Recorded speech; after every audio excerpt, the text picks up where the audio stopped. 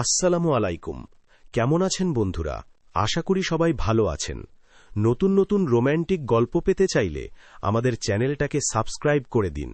Like comment করতে মোটেও ভুলবেন না। ধন্যবাদ সবাইকে। আমি তোমার এই অভাগা সংসার করব না। এমনটা করো না ইরা, আমি যে তোমাকে ছাড়া থাকতে পারবো না। তুই জাহান্নামে যা, তাও আমি তোর মতো অভাগা সংসার করব না। আমি আজকে আমার বাবার কাছে চলে যাব আর তোকে ডিভোর্স লেটার পাঠিয়ে দেব। বৌমা, তুমি এমনটা করো না। আমার ছেলে যে সত্যি তোমাকে অনেক ভালোবাসে। তুমি যদি এই ঘর ছেড়ে চলে যাও, আমার ছেলে কিভাবে থাকবে একা একা? শুধু ভালোবাসলেই হয় না মা, বউয়ের কখন কি লাগবে সে সব কিছু খেয়াল রাখতে হয়। তাছাড়া আপনার ছেলে মরলো না বাঁচলো তা জেনে আমার কোনো কাজ নেই। আমি আপনাদের এই অভাগা সংসার আর করব না। তুমি আমাকে ছেড়ে যেও না ইরা। তোমার কোনো কান্নাই আজ আমাকে ধরে রাখতে পারবে না এখানে। তোমার মতো বলদ আর বেকার ছেলেকে কেন যে আমি ভালোবেসে বিয়ে করতে গেলাম তার ফল আমাকে এখন ভোগ করতে হচ্ছে। বাবা মা ভাই ভাবি আমাকে অনেকবার বুঝিয়েছে, কিন্তু আমি ওনাদের কোনো কথাই শুনি নাই। যদি শুনতাম আজকে আমার এরকম অবস্থা হতো না। প্লিজ আমাকে ছেড়ে যেও না। সরো আমার রাস্তা থেকে। তোমাকে যদি যেতেই হয় আমার লাশের উপর দিয়ে যেতে হবে। লাশের উপর দিয়ে কেন? দরকার হলে তোকে মেরে আমি এখান থেকে যাব। সেজন্য ভালো হবে আমার পথ থেকে সরে দাঁড়া। না, আমি তোমাকে যেতে দিব না। তুই যদি আমাকে যেতে নাই দিস তাহলে আমি এই ঘরেই নিজেকে ফ্যানের সাথে ঝুলিয়ে আত্মহত্যা করে নেব, কথাটা মনে রাখিস। এমন করে বলো না ইরা, তুমি মারা গেলে আমি বাঁচবো কি করে? তোকে বাঁচতে কে বলেছে? তুই মারা গেলেই তো পারিস। তুই বেঁচে থাকার চেয়ে মরে যাওয়াই অনেক ভালো। এক প্রকার অনেক ঝগড়ার পরে এরা আসার সময়ে আকাশ বাধা দিলে আকাশকে একটা ধাক্কা দেয়। এতে আকাশ মাটিতে পড়ে আঘাত পায়। যে আঘাতের জন্য আকাশের মার ওকে নিয়ে হসপিটালে যেতে হয়। এই আঘাতের সম্পর্কে আপনাদের পরে বলবো। এখানে এতটুকু পরে তো বুঝতে পেরেছেন ইরার সাথে আকাশের প্রেম করেই বিয়ে হয়েছে ওদের।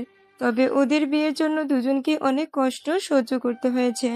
আর হঠাৎ করে কি এমন হলো যার কারণে ইরা আকাশকে ডিভোর্স দিয়ে দেওয়ার কথা বলে আকাশের বাড়ি থেকে চলে গেল। যদি এর পিছনে সবটা কাহিনী আপনাদের জানতে হয় তাহলে আপনাদের গল্পের প্রথম থেকে সবটা জানতে হবে। কেননা প্রথম থেকে কাহিনী না পড়লে তেমন কিছুই আপনারা বুঝতে পারবেন না। তাহলে চলুন শুরু করি।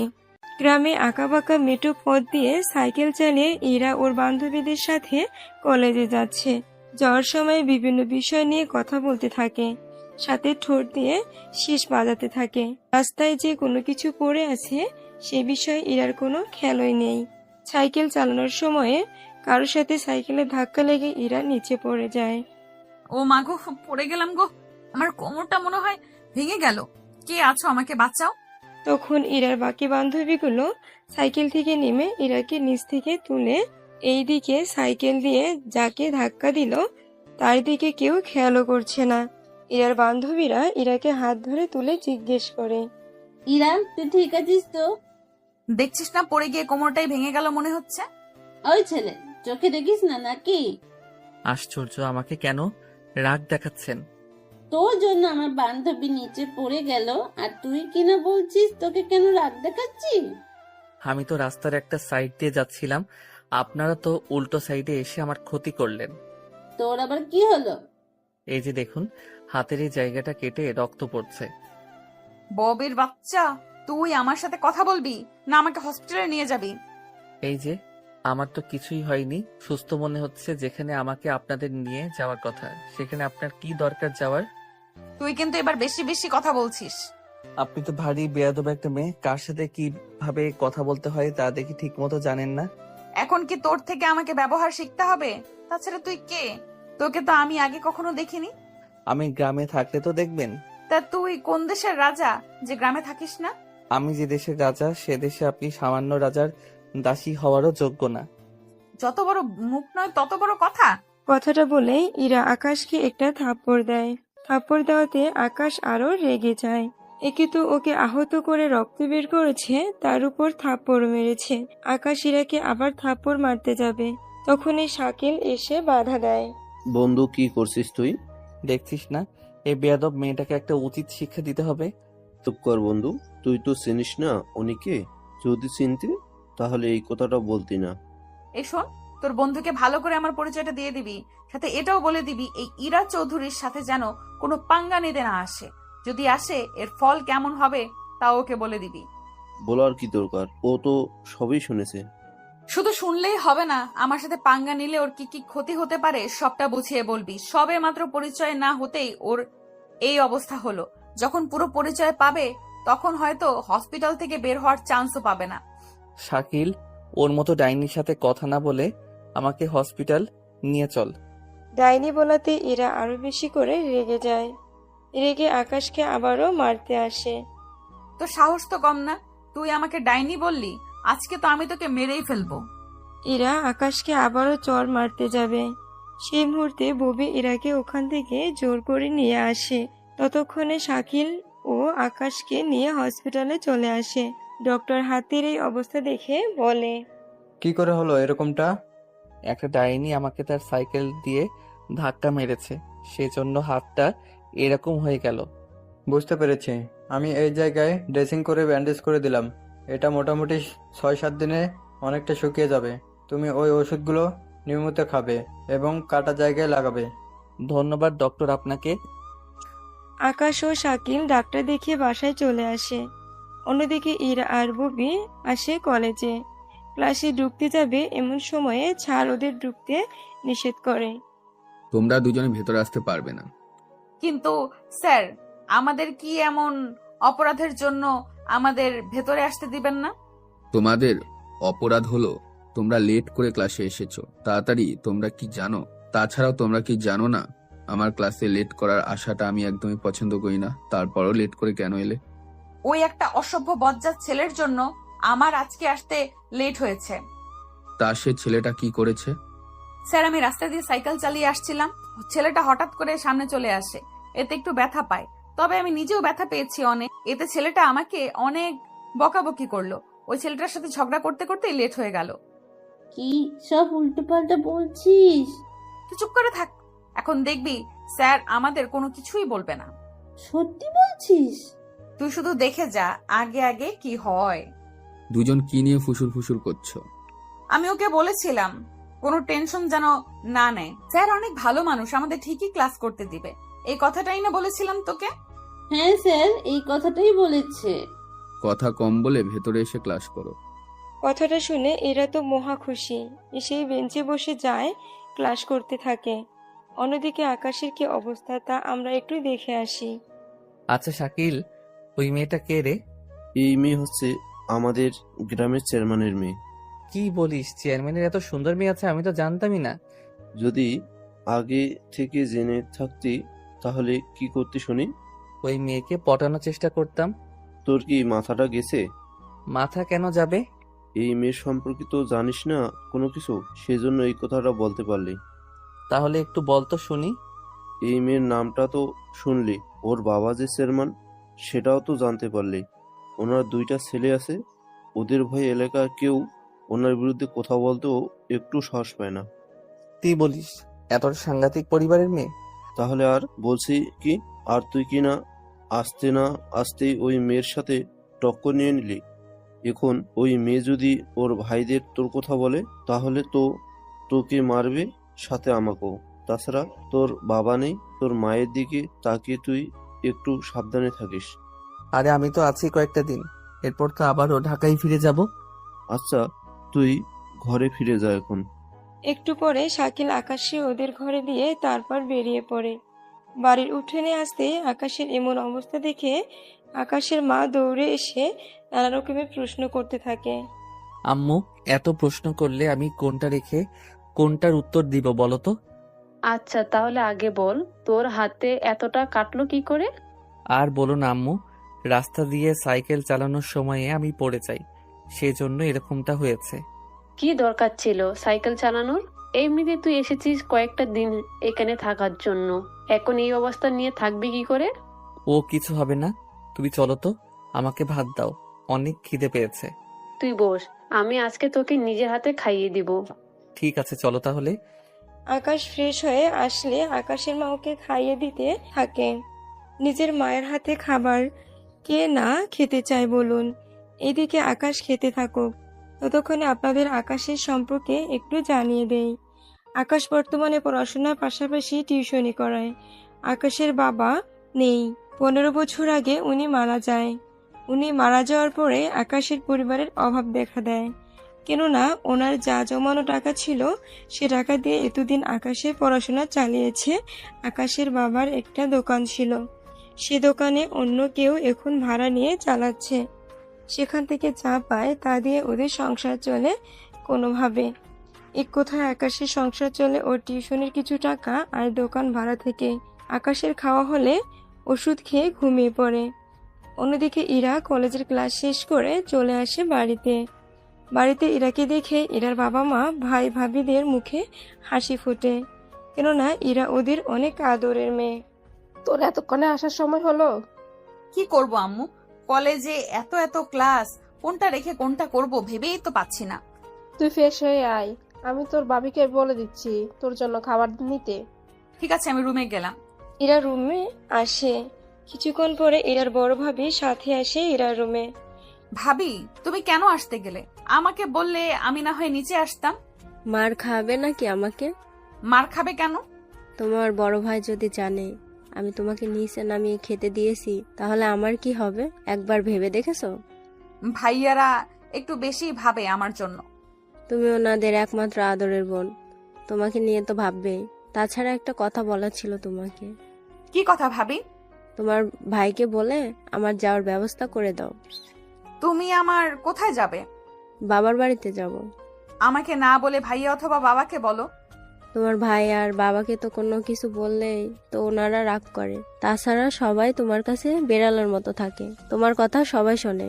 সেজন্য তোমার বাবা আর ভাইকে বলে দেখো আমার যাওয়ার ব্যবস্থা করা যায় কিনা। কিন্তু আমি তোমার যাওয়ার ব্যবস্থা করে দিলে আমার কি লাভ হবে শুনি? আচ্ছা, কি লাগবে তোমার তা বলো। আমার মেকআপ লাগবে নাকি শাড়ি লাগবে? ওইসব কোনো কিছুই আমার লাগবে না। তাহলে কি লাগবে তোমার? আমাকেও তোমার সাথে নিতে হবে। তোমার না সামনে পরীক্ষা? পরীক্ষা হয়েছে তো কি হয়েছে? তোমাকে তো যেতে দিবে না, সাথে আমারও যাওয়া ক্যান্সেল হয়ে যাবে। তাহলে যেও না। আচ্ছা ঠিক আছে, নিব আমার সাথে। এই তো আমার লক্ষ্মী ভাবি। এই বলে ইরা ওর ভাবিকে জড়িয়ে ধরে। তখন এই সাথীর হাসবেন্ড ইরার বড় ভাই চলে আসে। কি ব্যাপার ভাবি, ননদের এত খাতির কবে থেকে হলো? তাহলে তোমাকে তা জানতে হবে না, তোমার সাথে আমার কিছু কথা আছে। কত টাকা লাগবে তোর, শুধু বল একবার। উফ ভাইয়া, টাকা লাগবে না তো। তাহলে কি লাগবো? আমি আর ভাবি। তুই আর সাথী কি কোথাও ঘুরতে যাবি নাকি সাথী তোকে কিছু বলছে? আমি কিছুই বলিনি। আরে ভাবি, আমাকে বলতে দাও। ভাইয়া, আমার তো সামনে পরীক্ষা, সেই জন্য ভাবি তো ওই সময় ওনার বাবার বাড়িতে যেতে পারবে না। সেই জন্যই বলছিলাম তুমি ভাবিকে ওনার বাবার বাড়িতে দিয়ে আসো, কয়েকটা দিন থেকে তারপর না হয় চলে আসবে। ও তাই বল, আমি তো ভেবেছিলাম কি না কি বলবি তুই। আচ্ছা, আমি কালকেই ওকে দিয়ে আসবো। তাই এরা তুমি না বললে তুমিও আমার সাথে আসবে? না ভাবি, আমি চলে গেলে ছোট ভাবি আবার একা হয়ে যাবে। উফ, এ কথাটা তো আমি ভেবে দেখিনি। সেই জন্য তুমি বরং ঘুরে আসো। ঠিক আছে, যাই তাহলে আমি রুমে। সাথী রুম থেকে চলে গেলে ইরাও ঘুমিয়ে পড়ে। পরের দিন সকালে আবির সাথীকে নিয়ে বের হয়, সাথে ইরাও।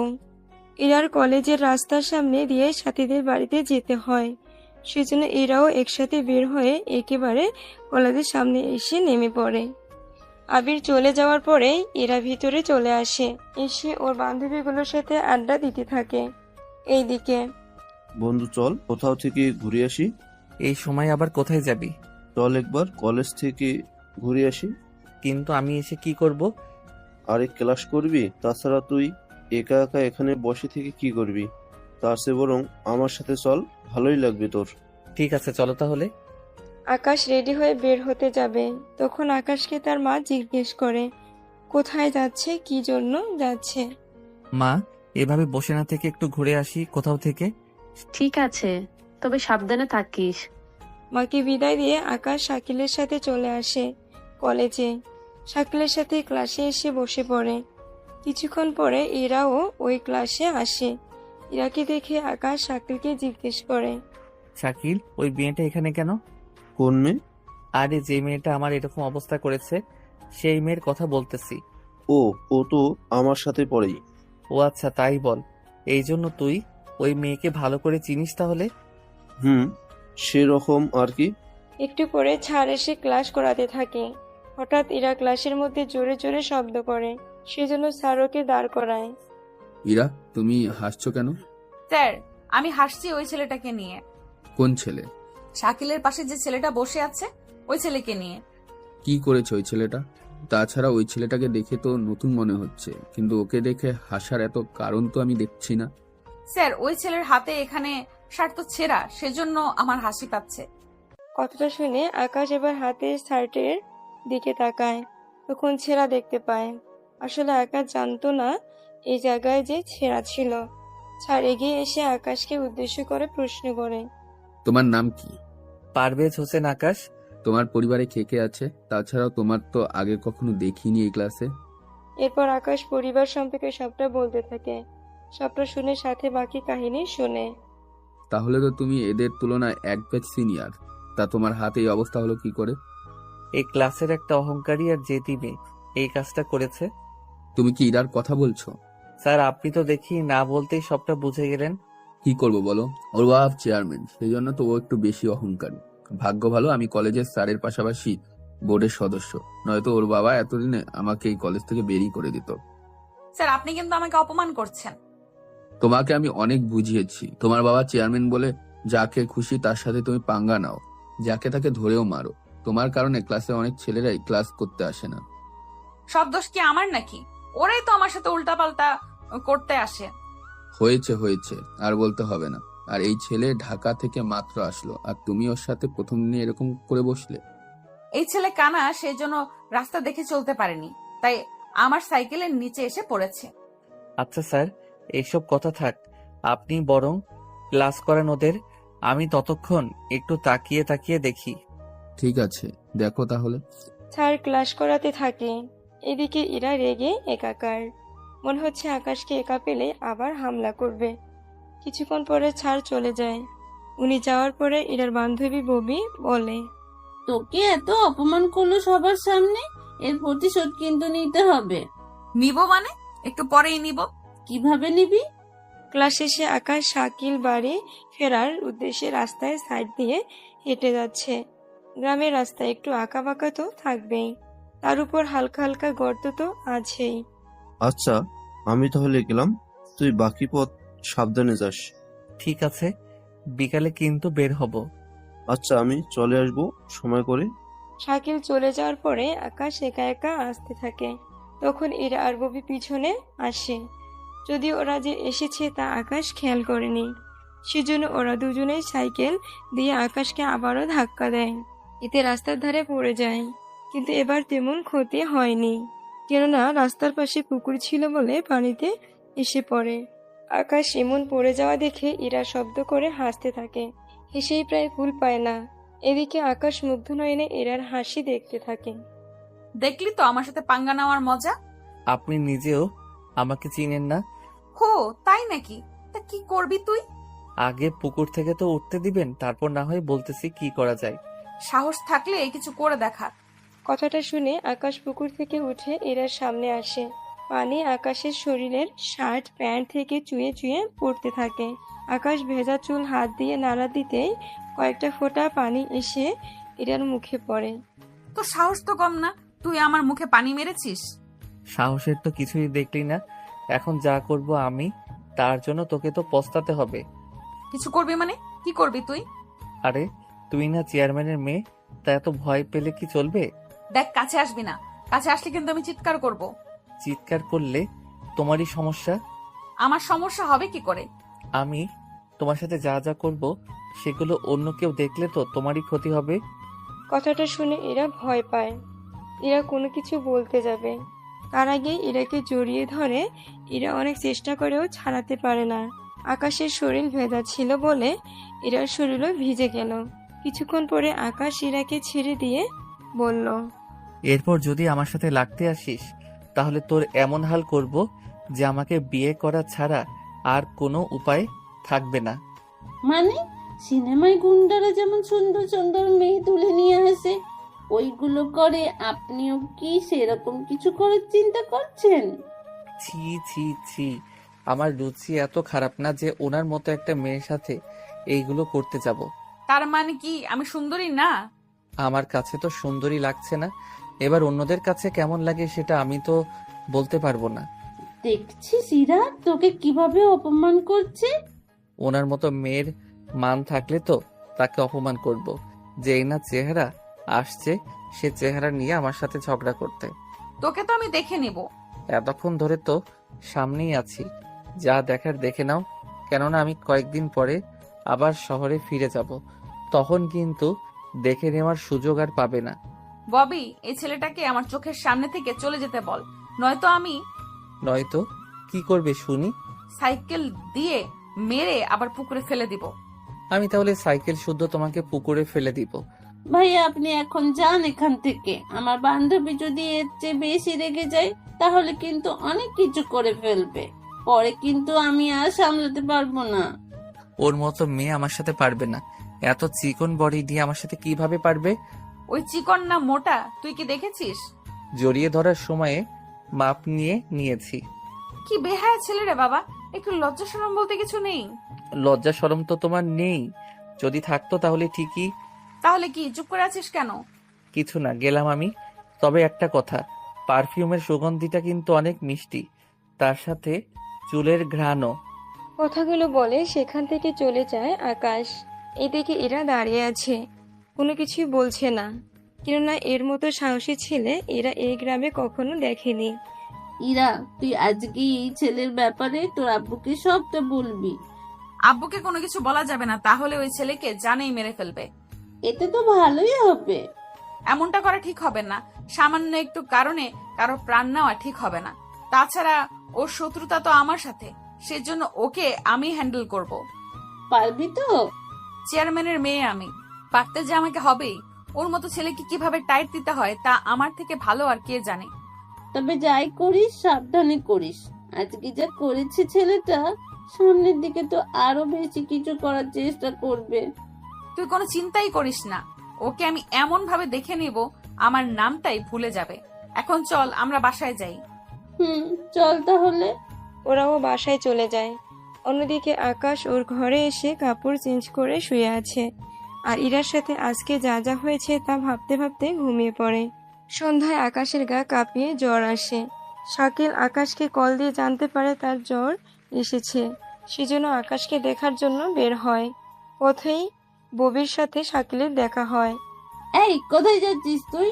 তোর সাথে তোর বন্ধুটা কোথায়? ওর জ্বর এসেছে, সেজন্য ওকে দেখতে যাচ্ছি। জ্বর হলো কি করে? জানি না কি করে হলো, ওর সাথে দেখা হওয়ার পরে বুঝতে পারবো। ঠিক আছে যা তাহলে। তুই কোথায় যাচ্ছিস? ইরার ঠান্ডা লেগেছে, সেই জন্য ওকে দেখতে যাচ্ছি। ঠিক আছে, তবে ইরা আমার বন্ধুর সাথে এরকম কেন করে বলতো? সে আমি কি জানি কেন এরকম করে। আচ্ছা চলি তাহলে। এরপর দুইজন দুই দিকে চলে যায়। ববি চলে আসে ইরার কাছে, শাকিল চলে আসে আকাশের কাছে, এসে ওর সাথে কথা বলতে থাকে। তখন আকাশের মা আসে ওখানে। শাকিল, কখন এলে? এই তো আন্টি, 5 মিনিট হলো। তুমি বসো, আমি তোমার জন্য নাস্তা নিয়ে আসি। ওইদিকে আকাশের মা নাস্তা আনতে চলে যায়। অন্যদিকে এরা আর ববি গল্প করতে থাকে। পাশে এরা দুই ভাবি ছিল। এরা তোমার এরকম অবস্থা হলো কি করে? ভাবি, আমি তো ওকে দেখেছি জামা কিছুটা ভেজা অবস্থায় আসতে, মনে হচ্ছে ভেজা ছিল বলে এরকম অবস্থা হয়েছে। তাই এরা তুমি ভিজলে কি করে? আরে ওয়াশরুমের ভেতরে এসে পানি ছাড়তেই ড্রেসিং টেবিলের সব পানি আমার জামায় লাগে। তার সাথে আমার আরো কিছু বান্ধবী তা দেখে আমার শরীরে আরো পানি মারতে থাকে। ঠিক আছে, তোমরা দুজন আলাপ করো, আমরা তোমাদের জন্য নাস্তা নিয়ে আসছি। এরার দুই ভাবি চলে যায়। ওনারা যাওয়ার পরে এরা ববিকে বলল, দেখলি তো ওই বজ্জাত ছেলেটার জন্য আজকে আমার কি হাল হলো। তোর তো শুধু ঠান্ডাই লেগেছে, কিন্তু ওই ছেলে তো জ্বর উঠে গেছে। তুই কি করে জানলি? আসার সময় শাকিলের সাথে দেখা হয়েছে, ওই আমাকে সবটা বলেছে। বেশ হয়েছে, আমার সাথে এরকম বেয়াদবি করার ফল এখন হারে হারে টের পাচ্ছে। তুই নিজেই এত কষ্টে আছিস। আমার তো শুধু ঠান্ডা লেগেছে, কিন্তু ওই ছেলের তো জ্বর এসেছে। এরই মধ্যে এরা দুই ভাই আর বাবা আসে রুমে। কি হয়েছে আমার মামুনি? আপু সামান্য একটু ঠান্ডা লেগেছে, ও ঠিক হয়ে যাবে। কিন্তু হঠাৎ তো ঠান্ডা লাগলো কি করে? হয়তো শরীরে একটু ভিজে যাওয়ার জন্য হয়েছে। তাই ইরা, ডক্টর কি বলেছে? আব্বুর সাথে সারাক্ষণ থাকতে হয় বলো, তোর খোঁজ খবরও নিতে পারি না। কিছু হয়নি আমার ভাইয়া, তোমরা শুধু শুধু টেনশন করছো। আব্বু ওকে তাহলে এখন রেস্ট করতে দিই। আর বেবি, তুমি কিন্তু আজ রাতটা ইরার সাথে থেকে যাও। কিন্তু ভাইয়া, আমি ঘরে না ফিরলে তো মা অনেক চিন্তা করবে আমাকে নিয়ে। আমি বলে দিব তোমার মাকে কল দিয়ে। ঠিক আছে ভাইয়া। এই কথা শুনে এরা অনেক খুশি হয়, কেননা ওরা দুই বান্ধবী সারা রাত শুয়ে শুয়ে গল্প করতে পারবে। আচ্ছা ইরা, তুই সুস্থ না হওয়া পর্যন্ত তোকে কলেজে আর যেতে হবে না। কিন্তু কেন আব্বু, আমি তো ঠিক আছি। কোনো ঠিক নেই, যা বলেছি তাই শোন। আমরা তো তোর ভালোর জন্যই বলছি। ঠিক আছে, যাব না। কিন্তু আঙ্কেল, আমি তো যেতে পারি কলেজে। তুমি কলেজ থেকে এসে কি কি পড়া দিচ্ছে ইরাকে জানিয়ে দিও। ঠিক আছে আঙ্কেল। পরের দিন সকালে ববি ইরাদের বাড়ি থেকে নাস্তা করে কলেজে আসে, এসে ক্লাস করতে থাকে। অন্যদিকে ঈশান ওর বাবার কাছে আসে। বাবা, বাবা, ও বাবা, কি হয়েছে বল? ইরার জন্য একটা ছেলে খুঁজবো কি? কোনো দরকার নেই, ও মাত্র কলেজে পড়েছে। আগে ভার্সিটিতে ভর্তি হোক, তারপর ওর বিয়ে নিয়ে ভাবা যাবে। তাছাড়া 2 বছর পরে ইলেকশনের পরেই না হয় ওর জন্য ছেলে দেখব। আমি কি তাহলে ওনাদের মানা করে দিব? হ্যাঁ, মানা করে দাও। কিছুদিনের মধ্যে ইরা ভালো হয়ে যায়, কিন্তু আকাশ এখন ও মোটামুটি অসুস্থ হয়ে আছে। কলেজের ভিতরে শাকিলের সাথে দেখা হয় ইরা ও ববির সাথে। কিরে, তোর বন্ধু কোথায়? আকাশ এখনো অসুস্থ। কি বলিস, এখনো সুস্থ হয়নি? এই তো জ্বর কমে গেছে, শরীর একটু দুর্বল, 2-3 দিন রেস্ট নিলে সুস্থ হয়ে যাবে।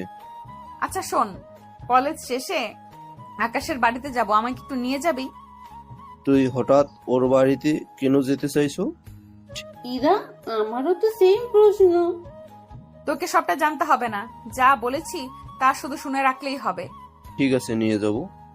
চল তাহলে এখনই যাব আমরা। হ্যাঁ চলো তাহলে। একটু পরে ওরা রওনা দেয়। কিছুক্ষণ পরে ইরা আকাশের জন্য কিছু ফল কিনে আনে। আকাশের ঘরটা দেখে ইরা মোটামুটি অবাক হয়, কেননা ঘরটা অনেক ছোট, সব মিলে 3টা রুম আছে ওখানে। একটু পরে ওরা এসে আকাশের পাশে বসে। তখন আকাশ ঘুমাচ্ছিল, সেজন্য ওরা মোটামুটি পাশে এসে বসে থাকে। ততক্ষণে আকাশের মা ওখানে আসে। কি ব্যাপার শাকিল, ওরা খারা, ওদের তো চিনলাম না। আন্টি, ওরা আমার বন্ধু, আমরা একই সাথে পড়াশোনা করি।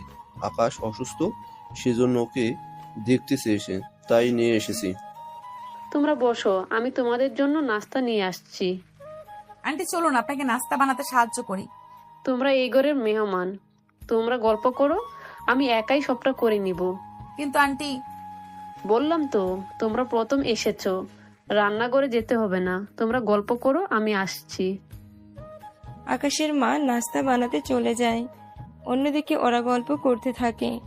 একটু পরে শাকিল আর ববি রুম থেকে বের হয়। আসলে ববি ওয়াশরুমে যাবে, সেজন্য ওকে নিয়ে বের হয়। এখন শুধু আকাশ আর ইরা আছে এই রুমে। ওই ইরা আকাশের কপালে হাত দিয়ে চেক করতে থাকে জ্বর কিছুটা ঠিক হয়েছে কিনা, কিন্তু হাত দিয়ে বুঝতে পারে জ্বর এখনো আছে। ইরা যে হাতটা সরিয়ে নিয়ে আসবে, আকাশ ঘুমের মধ্যে ইরার হাতটা জড়িয়ে ধরে রাখে বুকের সাথে। এরকমটা আকাশ যে করবে তা তো ইরা ভাবতেও পারেনি। আকাশের ঘুমও ভাঙছে না, আবার ইরা হাতটাও সরাতে পারছে না। 6 মিনিট ধরে আকাশ হাতটা ওর নিচের বুকে ধরে রেখেছে। এইদিকে ববি আর শাকিলের কথার আওয়াজ শুনে ইরা এবার একটু জোর দিয়ে হাতটা সরিয়ে নিয়ে আসে। আচমকা কারোর উপস্থিতি বুঝতে পেরে আকাশের ঘুমটাও ভেঙে যায়। তাও চোখে অনেক ঘুম ছিল, সেজন্য ঠিকভাবে বুঝতেও পারছে না সামনে কে আছে। এ কি আম্মু, তুমি এখানে এখনো বসে আছো? আকাশের এমন কথা শুনে এরা মিটমিট করে হাসলো। এই যে মিস্টার, আমি আপনার আম্মু নই, বুঝলেন? আসলে আপনি কে? ঘুমের কারণে মুখটাও ঠিক মতো দেখতে পাচ্ছি না। দেখতে হবেও না। তা এখন কেমন আছেন? তার আগে বলুন আপনি কে? এরা কিছু বলতে যাবে তখনই শাকিল আর ববি এসে পড়ে ওখানে। কিরে, তোর ঘুম ভেঙে গেল তাহলে?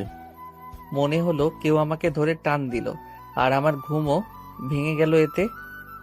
এবার একটু ভালো করে তাকিয়ে চারিদিকে একটু দেখ, তাহলে বুঝতে পারবি। শাকিলের কথা মতো চোখ ভালো করে ধরলে রুমের চারিদিকে তাকিয়ে দেখে ববি ইরা তার রুমে উপস্থিত। আকাশ ভূত দেখার মতো চমকে উঠে বলে, এ কি, আপনি এখানে কেন? আপনাকে দেখতে এসেছে। আমাকে আবার দেখার কি আছে? আপনি সুস্থ আছেন কিনা তা দেখার জন্যই এসেছি। আমি আছি মোটামুটি সুস্থ। তা আমার মতো একটা গরিব ঘরের ছেলেকে দেখতে এসেছেন, তার জন্য ধন্যবাদ। আচ্ছা, আমরা তাহলে চলি এখন। এসেছেন যখন এই গরিবের ঘরের নাস্তা তো খেয়ে যান। তা আর লাগবে না, আসি এখন। ওরা বের হতে যাবে তখনই আকাশের মা নাস্তা নিয়ে এসে ওদের খেতে বলে। ওরা নাস্তা খাওয়া শুরু করে। হালকা কিছু খেয়ে বেরিয়ে পড়ে ইরা। ইরা বাসায় আসতে সাথী জিজ্ঞেস করে, ইরা, তোমার হাতে তো লাল হয়ে আছে কেন? আমার কখন লাল হলো? ভালো করে তাকিয়ে দেখো, তাহলে বুঝতে পারবে কিভাবে লাল হলো। এরা হাতের দিকে তাকিয়ে বুঝতে বাকি রইল না যে এটা ওই সময়ের আকাশ যে ওর হাত ধরে রেখেছিল। এটা ওই সময়ের এরকম হয়েছিল, যা এরা এতক্ষণে খেয়ালও করেনি। আরে ভাবি, জানি না কি করে লাল হলো। আচ্ছা, কোনো ছেলে তোকে রাস্তায় ডিস্টার্ব করেনি তো? আরে কি যে বলো না ভাবি, আমাকে ডিস্টার্ব করবে এরকম ছেলে কি আমাদের গ্রামে আছে নাকি? সেটা তো ঠিক বলছো। আচ্ছা যাও, এখন ফ্রেশ হয়ে আসো, আমি তোমার জন্য খাবার দিচ্ছি। ঠিক আছে ভাবি। বিকালে ইরার বাবা আর ভাইয়েরা আসে একটা বাড়িতে জমির ব্যাপারে কথা বলার জন্য। আবির, এই জমিটা ওদের থেকে লিখে নে তো। চেয়ারম্যান সাহেব, এত বড় জুলুম আমার উপরে করবেন না। এখানে জুলুমের কি আছে? তুমি আমাদের থেকে 3 লক্ষ টাকা নিয়েছো, তাও 3 বছর আগে। আমি তো বলেছি 3-4 মাসে সব টাকা আমি ফেরত দিয়ে দিব। যে টাকা তুই 3 বছরেও দিতে পারিসনি, সে টাকা কিনা তুই 3-4 মাসে ফেরত দিবি? কথাটা তো একটু হাস্যকর, তাই না? তাছাড়া তোকে কোনো সময় দেয়া হবে না, সেজন্য তাড়াতাড়ি সাইন কর। আমি কিন্তু পুলিশে জানাবো। পুলিশের জানাবি? লোকটার কথা শুনে চেয়ারম্যান আর আবিরও সাথে সাথে হেসে ওঠে। বলে কি লোকটা, আমাকে নাকি পুলিশে দেবে? হ্যাঁ দিব। আপনার মতো এরকম জালেম চেয়ারম্যান থাকার চেয়ে না থাকাই ভালো। কি বললি তুই? এত বড় সাহস তোর? আমার সামনে দাঁড়িয়ে তুই আমার বাবাকে এত বড় কথা বলছিস? আজকে তোকে আর তোর এই ঘরটাকে আগুন জ্বালিয়ে দেবো। আমার এত বড় ক্ষতি করবেন না চেয়ারম্যান সাহেব, আমি আপনার পায়ে পড়ি। তোর এই আবদার আমি মেনে নিতাম, কিন্তু তুই আমাকে পুলিশের ভয় দেখাস। আমার ভুল হয়ে গেছে, আমাকে মাফ করে দেন। তোর কোনো ক্ষমা নেই। ঈশান, তুই ওর ব্যবস্থা কর, আমি গেলাম। ইরার বাবা ওখান থেকে চলে যায়।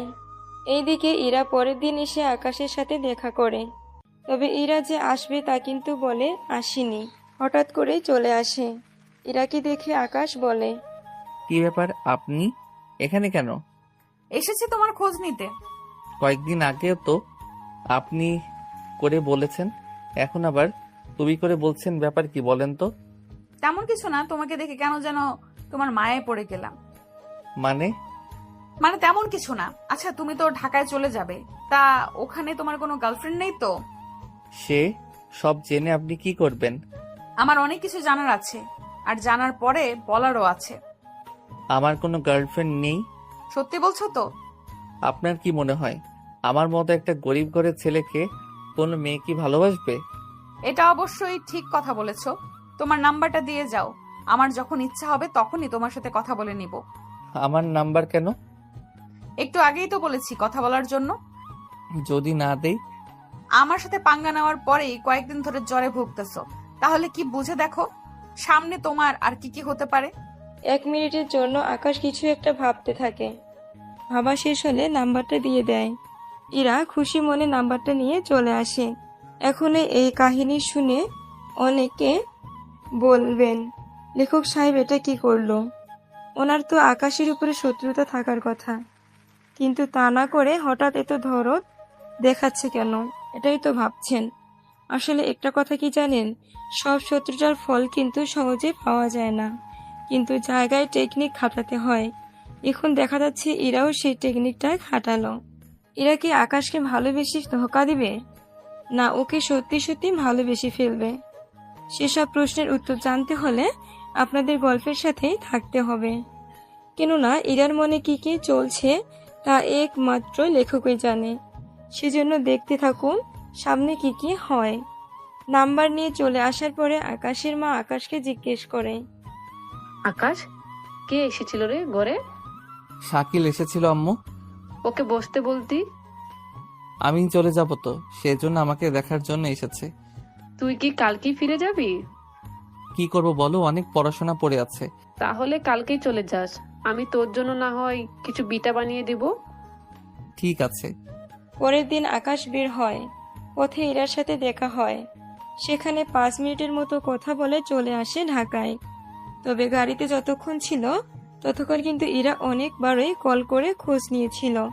কিছুক্ষণ পরে বাসায় এসে আকাশ রেস্ট নিতে থাকে। পরের দিন থেকে শুরু করে দেয় টিউশনি। 7 দিন পরে আব্বু, আমি ঢাকায় যাব। ঢাকায় কেন যেতে চাইছিস? কলেজ 15 দিনের মতো বন্ধ হয়ে দিয়েছে, সেই জন্য মামার বাসায় কয়েকটা দিন থেকে আসি। কিন্তু তুই একা যাবি কি করে? এর আগেও তো একা একা অনেক দিন গিয়েছিলাম। ঠিক আছে, আমি তোর মামা আর মামিকে বলে দেব। ঠিক আছে আব্বু। পরের দিন ইরাকে বাস স্ট্যান্ডে পৌঁছে দেওয়ার জন্য ইরার 2 ভাই আসে। তবে ইরার ভাবিরা ইরার জন্য অনেক কিছু তৈরি করে দেয়। এদিকে ইরা যেতে থাকে, অন্যদিকে ইরার বাড়িতে তখনই শুরু হয় ঝামেলা। এই ঝামেলার মূল কারণ হচ্ছে ইরা নিজেই। কিন্তু কিভাবে শুরু হলো এই ঝামেলা তা আপনারা ঠিকই জানতে পারবেন, তবে 2 থেকে 3 দিন পার হয়ে যাওয়ার পরে। ততক্ষণে আমরা ইরাকে নিয়ে আসি ঢাকায়। বাস থেকে নেমে দাঁড়িয়ে আছে, তখন কেউ একজন পিছন থেকে এসে এর চোখ ধরে রাখে। আচমকা এভাবে চোখ ধরাতে এরা কিছুটা ভয় তো পায়, কিন্তু হাত দিয়ে বুঝতে পারে এটা কোনো মেয়ের হাত। সেজন্য বুঝতে আর বাকি রইল না তার চোখ চেপে ধরা ব্যক্তিটা কে। নীলাশা, তুই? বুঝলাম না, তুই আমাকে চিনলি কি করে? তুই ছাড়া কার আর এত সাহস আছে যে আমার চোখে হাত দিবে? এটা অবশ্য ঠিক বলেছিস। তা আসতে কোনো অসুবিধা হয়নি তো তোর? কোনো অসুবিধা হয়নি। তা তুই একা আসলি যে? তোর আশা এখানে বাবা মাকেও নিয়ে আসবো? আমি তা বলিনি। আচ্ছা, এখন কথা না বলে চল আমার সাথে বাসায়। ঠিক আছে, চল। ওরা বাসায় আসে। তবে ইরার এখানে আসার পিছনে অন্য একটি কারণ আছে, যা আপনারা গল্পের সাথে থাকলে ঠিকই বুঝতে পারবেন। একটু পরে ওরা চলে আসে বাসায়। নীলাশা মা তো এরাকে দেখে জড়িয়ে ধরে, কথা বলতে থাকে। তখনই নীলাশা বলে ওঠে, মা, এটা কিন্তু ঠিক হচ্ছে না। কেন রে, আমি কি করলাম? ওকে আসা মাত্রই জড়িয়ে ধরলে, কই আমাকে তো কখনো এভাবে জড়িয়ে ধরো না। মামি, নীলাশার অনেক হিংসা হচ্ছে, বুঝেছো? তা তো হবেই, শত হোক তোমারই তো মামাতো বোন। কথাটা বলে ইরা আর ওর মামি দুজনে হেসে দেয়। আমিও দেখবো এই ভালোবাসা কতদিন টিকে। থাক মামি, ওকেও একটু জড়িয়ে ধরো, নয়তো বেচারি সারা রাত কান্না করতে থাকবে। পরে দেখা যাবে আমি ঘুমাতেও পারবো না ঠিক মতো করে। থাকিরা, ওকে আর রাগিয়ে দিও না। নীলাশা, তোরা ফ্রেশ হ, আমি তোদের জন্য খাবার দিচ্ছি। ঠিক আছে মামি। নীলাশা, চল রুমে যাই আমরা। ঠিক আছে, চল। তাই ইরা, তুই হঠাৎ করে চলে আসলি? আমি আসাতে তোর কোনো অসুবিধা হয়েছে কি? আমি তা বলিনি। তোকে গত কয়েকটা মাস ধরেও আমি আনতে পারিনি ঢাকায়, কিন্তু তুই হঠাৎ করে চলে এসেছিস, সেটা তো আমি ভাবতেও পারিনি। তোকে এত ভাবতে হবে না, চল এখন রুমে। ওরা রুমে এসে ফ্রেশ হয়ে গল্প করতে থাকে। এদিকে এরা যে ঢাকায় এসেছে তা আকাশ এখনো জানে না, কেননা এরা কোনো কিছুই আকাশকে জানায়নি। কিছুক্ষণ পরে ওরা খাবার খেয়ে দুজনেই শুয়ে পড়ে। অন্যদিকে গ্রামে কিছু হচ্ছে না হচ্ছে তা আমরা একটু শুনে আসি। এরা চলে আসার পরে এরা ভাবি আর ভাইয়েরা মিলে আলাদাভাবে কথা বলতে থাকে। তোমার সাথে কিছু কথা আছে আমার। কি কথা বলো? আগে বলো, তুমি শোনার পরে রাগ করবে না? কি কথা আগে বলবে তো? আমি বলছিলাম কি, আমার যে একটা ছোট ভাই আছে, যদি ওর সাথে ইরার বিয়েটা দেওয়া যায় তাহলে কেমন হবে বলো তো? হঠাৎ তোমার ভাইয়ের সাথে কেন? তোমার বোন যে তোমার বাবার সম্পত্তির মালিক হবে তা কি তুমি ভুলে গেছো? কিন্তু তোমার ভাইয়ের সাথে বিয়ে দেওয়ার মাঝে আমাদের কি লাভ? লাভ তো সেখানেই, কেননা তাহলে তোমার বোনের ভাগ আমার ভাই পাবে, আর ওখান থেকে কিছু ভাগ আমরাও নিয়ে নিব। এই জন্য তুই ইরারে তো খাতির যত্ন করো। এত বছর পরে তুমি তা বুঝতে পারলে? আমি তো ভেবেছিলাম তুমি ওর ভাবি, সেজন্য এইগুলো করতেছো। আরে সেগুলো কিছুই না, এরার তো পরীক্ষা আরো 4 থেকে 5 মাস পরে শেষ হবে, তখন তুমি বাবার সাথে এ ব্যাপারে কথা বলে নিও। এই কথাগুলো বলে এরা যেমন শুয়ে পড়ে, তেমনি ঈশা আর ঈশানের মনের মধ্যেও সেম ভাবে আকাঙ্ক্ষা জেগে ওঠে। ওরাও সেম এই বিষয় নিয়ে আলোচনা করে। তাহলে চাচা বলেছি বুঝতে পেরেছো তো? সব তো বুঝেছি, কিন্তু তোমার ভাই রাজি হবে তো? ওইসব তুমি আমার উপরে ছেড়ে দাও। তাছাড়া তোমার বোনকে দেখলে যে কোনো ছেলেই পছন্দ করে নেবে। তুমি তাহলে ইরার ভালো করে খেয়াল রাখতে থাকো, যেন ইরা তোমার কথা শোনে। সে তুমি ভেবো না। ইরার জন্য আমি একটা নেকলেস বানাবো, ওর জন্মদিনে ওকে উপহার দেবো, তাহলে দেখবে ও অনেক খুশি হবে। বাহ, তোমার মাথায় তো এত বুদ্ধি, আমি তো আগে জানতাম না। তুমি এখন ঘুমিয়ে পড়ো, এসব কথা যেন অন্য কারো কানেও না পৌঁছায়। এই বলে এরা তো ঘুমিয়ে পড়ে। এখন হয়তো আপনারা বুঝতে পেরেছেন কেন এরার ভাবিরা এত খেয়াল রাখে এরার উপরে। আসলে এরা দুই ভাবি সম্পত্তির জন্য এরার এত খেয়াল রাখে, যেন ওনাদের ভাইয়ের সাথে বিয়ে দিয়ে সম্পত্তি নিতে পারে সেজন্য। তাহলে আপনারা গল্পের এই পর্যন্ত বুঝতে পারলেন এদের কার মনে কি চলছে। এখন চলুন আমরা ঢাকায় কি হচ্ছে তা জেনে আসি। এদিকে আকাশ ভার্সিটিতে এসে ক্লাস শেষ করে টিসি মোড়ে এসে বসে থাকে। দূর থেকে আকাশ নীলাশাকে দেখতে পায়। আসলে আপনাদের তো বলাই হয়নি, নীলাশা আর আকাশ ওরা অনেক ভালো বন্ধু হয়। তবে এখানে একটা রহস্য আছে, যে রহস্যটা আপনারা সময় হলেই জানতে পারবেন। এখন শুধু বর্তমানে কি চলছে তা নিয়ে আলোচনা করতে থাকে। তুই আজকে এত লেট করে আসলি যে? আরে আমার ফুফাতো বোন এসেছে। তাহলে আসার সময় নিয়ে আসতি। নিয়ে আসলাম তো, কিন্তু কোন দিকে যে গেল ঠিক জানি না। আবার হারিয়ে যাবি না তো? দেখ, এতটাও ছোট না। এরা এই নিয়ে কথা বলতে থাকে। অন্যদিকে এরা আকাশকে খুঁজতে খুঁজতে ক্লান্ত হয়ে যায়। সেজন্য আকাশকে কল দিয়ে কোথায় আছে তা জানতে চায়, কিন্তু আকাশ তো জানে না এরা যে ঢাকায় এসেছে। সেজন্য বলে দেয় কোথায় আছে। এরা এবার নীলাশাকে কল দেয়। কিরে, কোথায় তুই? তোর জন্য আমি কতক্ষণ আর বসে থাকবো বল? তুই কোথায় আছিস সেটা আমাকে বল। আমি টিসি মোড়ে বসে আছি, মাঝখানে একটা গাছ আছে, ওই গাছটার পাশে বসে আছি। কথাটা শুনে এরার তো আরো ভালো লাগে, কেননা আকাশও বলছে টিসি মোড়ে আছে। কেননা আকাশও বলেছে টিসি মোড়ে আছে, আর নীলাশাও সেম কথাই বলে। ওই জায়গায় এসে নীলাশাকে দেখতে পায় একটা ছেলের সাথে বসে আছে, কিন্তু এরা ছেলেটার মুখ দেখতে পাচ্ছে না। তাছাড়া দেখবে কি করে, এরা তো ওদের পিছনে নীলাশার জামা দেখে ওকে চিনতে পারে। সেজন্য এরা পিছনে এসে আকাশের চোখটা ধরে ফেলে। আচমকা এভাবে কেউ ওর চোখ ধরবে তা আকাশ ভাবতেও পারেনি। এদিকে নীলাশা তো অবাক হয়। নীলাশা, ভাইয়ের সাথে কিন্তু তোকে অনেক মানিয়েছে। আরে ওটা আমার বন্ধু হয়। বুঝি বুঝি, আমার সামনে ধরা খেয়েছিস বলে এখন মিথ্যা বলছিস? কণ্ঠটা আকাশের পরিচিত মনে হলো, সেজন্য চোখে হাত দিয়ে হাতটা স্পর্শ করতে থাকে। অনেকটা চেনা চেনা লাগছিল, সেজন্য পিছনে ফিরে তাকায় আর হাতটা সরিয়ে নিতে ওরা দুজন দুজনকে দেখে চমকে ওঠে। কিন্তু নীলাশার সামনে থাকাতে ওকে কিছুই বুঝতে দেয়নি। আকাশ, ইরার সাথে তোর পরিচয় করিয়ে দিই। ও আমার ফুফাতো বোন, গতকাল সন্ধ্যায় ঢাকায় এসেছে। আর ইরা, ও হচ্ছে আকাশ, আমার ভার্সিটি ফ্রেন্ড। এরপর ওরা একে অপরের সাথে কথা বলতে থাকে। তখনই নীলাশা বলে ওঠে, তোরা একটু বস, আমি কিছু খাবার নিয়ে আসি। ঠিক আছে। নীলাশা যাওয়ার পরে ওরা ঝগড়া শুরু করে দেয়। তুমি ঢাকায় এসেছো, আমাকে তো জানাবে। তোমাকে সারপ্রাইজ দেবো বলে জানাইনি। তাছাড়া তুমি আর নীলাশা একই ভার্সিটিতে পড়ো এটা জানি, কিন্তু একই ক্লাসে, তার উপর তোমার বন্ধুরা, এটা তো আমি জানতামই না। ও তো স্বপ্ন ছিল তোমার সামনে এসে দাঁড়িয়ে সারপ্রাইজ দিব, কিন্তু উল্টো আমি সারপ্রাইজ হয়ে গেলাম। সত্যি আমি নিজেও কখনো ভাবিনি তোমাকে এত তাড়াতাড়ি দেখতে পারবো। এখন কথা অফ করো, বাকি কথা বাসায় ফিরেও বলতে পারবো। তা আমি আসবো কি? তুমি বাসায় আসলে নীলাশা আর মামা মামি কি বলবে? তোমার মামা মামি আমাকে ভালো করে চিনে, তাছাড়া ওই বাসায় আমি অনেকবার এসেছি। মিথ্যা বলার আর জায়গা পাও না। তাহলে আজকে এসে দেখাবো কি? তুমি যদি সত্যি সত্যি আসতে পারো তাহলে তোমাকে কিস দিব একটা। সত্যি তো? পরে আবার পল্টি নেবে না তো? কখনোই না। একটু পরে ওখানে নীলাশা আসে। এসে দেখে ওরা দুজনে কথা বলছে।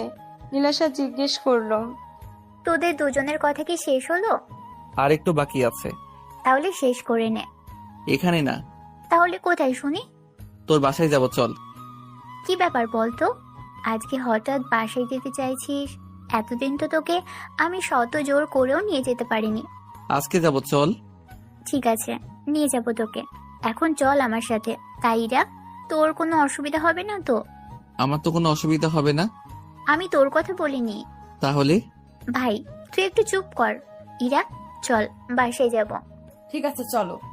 ওদের সাথে সাথে আকাশও আসে। আকাশকে দেখে নীলাশার বাবা মা ভীষণ খুশি হয়। আরে আকাশ, এত মাস পরে হঠাৎ কি মনে করে? অনেক দিন হলো আপনার হাতে বিরিয়ানি খাই না, সেজন্য খেতে চলে এসেছি। ঠিক আছে, তোমরা তাহলে আড্ডা দাও, আমি ততক্ষণে বানিয়ে আনছি। ঠিক আছে আন্টি। ওরা তিনজন রুমে এসে একটু বসে থাকে। তোরা বস, আমি একটু ড্রেস চেঞ্জ করে আসি, 5 মিনিট লাগবে। নীলাশা চলে যায় ওয়াশরুমে। ওয়াশরুমে এসে দরজা বন্ধ করে দেওয়ার পরে আকাশ ইরাকে কিস করে বসে।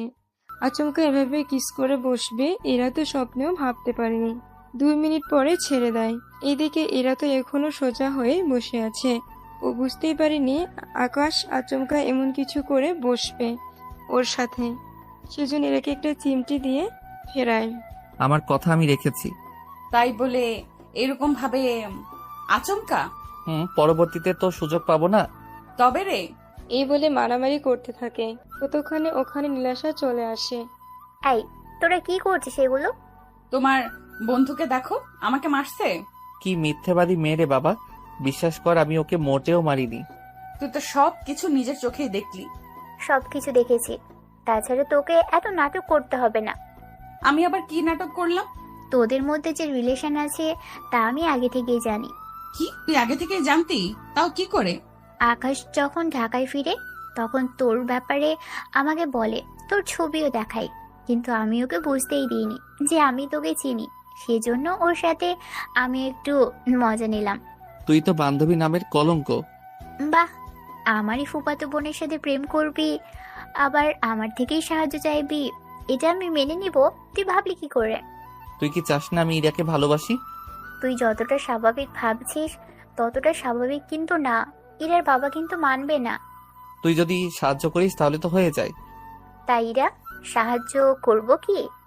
সত্যি করবি তো? তোর দেখে সামান্য লজ্জাও লাগছে না। লজ্জা কেন লাগবে বল? আকাশ যদি তোকে সবটা বলতে পারে বন্ধু ভেবে, তাহলে তুই আমার মামাতো বোন, তোকে বলতে আমার লজ্জা কেন করবে? সত্যি ইরা, ভালোবেসে তোর যে লজ্জা শরম সব চলে গেছে তা কিন্তু দেখতেই পাচ্ছি। তা একটা কথা বল, আমি যতদূর জানি আকাশ এখনো তোকে প্রপোজ করেনি। করেনি তো। তাহলে এখন করে নে। দেখ, সুযোগ কিন্তু সব সময় আসে না, রুমও খালি আছে। তোর কি লজ্জা শরম নেই? বাহ, প্রেম করো তুমি আর লজ্জা পাবো আমি? এটা কেমন কথা? আচ্ছা আকাশ, তুমি তাহলে প্রপোজ করো। কিন্তু ফুল কোথায় খুঁজবো এখন? আমার কাছে ফুল আছে, তোরা দুজন 2 মিনিট অপেক্ষা কর, আমি নিয়ে আসছি। নীলাশা চলে যায়। তখন ইরা আকাশকে জিজ্ঞেস করে, বাহ, তুমি দেখি আমারই মামাতো বোনকে আমাকেই পছন্দ করো, তাহলে সেই গল্প শোনাচ্ছ? আমি জানতাম নাকি? তাছাড়া নীলাশা আমাকে বলেনি তো, না বললে আমি জানবো কি করে? এখন তো জেনেছো। এখন তো সব জেনেই গেছে, এখন আর লুকিয়ে কি করব? আমি এখানে 10 দিন আছি, এই 10 দিন পরে বাসায় ফিরে যাব। তারপর 2 মাস পরেই আমার পরীক্ষা। সেজন্য তুমি যদি আমাকে পেতে চাও তাহলে পরিবারে এসে কথা বলো। তখনই ওখানে নীলাশা চলে আসে। এসে আকাশের হাতে ফুল দিয়ে বলে ইরাকে প্রপোজ করতে। আকাশও প্রপোজ করে। ইরা সে ফুল নিয়ে ফুলে একটা চুমু দিয়ে আকাশকে জড়িয়ে ধরে। আমার সামনে তো একটু দূরত্ব রাখবে। তাছাড়া ইরা, তোর কি মনে হয় ফুপু আর ফুপা কখনো রাজি হবে? রাজি কেন হবে না? তুই আকাশকে চিনিস, বড়জোর 1 মাস হয়েছে। আমি ওকে 3 বছর ধরে চিনি। ওর পরিবারে কিভাবে কি কি করে সবই আমি জানি। আমি তোদের ঘরটাও দেখে এসেছি। কিন্তু তাও আকাশের পরিবারে কিন্তু কিছুটা আর্থিক দিক দিয়ে অভাব আছে, সে সব তো জানিস। আমি ওকে সবটাই বলেছি আমার সম্পর্কে। আমার পরিবারে আসলে ওকে হয়তো মাঝে মাঝে অভাব দেখতে হবে। সমস্যা নেই, আমি সামলে নেব সবটা। এখন নীলাশার সামনে বলতেছো, কিন্তু যখন পরিস্থিতির সামনে পড়বে তখন কিন্তু এই কথাটা আর মুখ দিয়ে বেরো হবে না। সেসব তোমাকে জানতে হবে না। আচ্ছা, আমি একটা কথা বলি, তোদের হাতে আরো অনেকটা সময় আছে।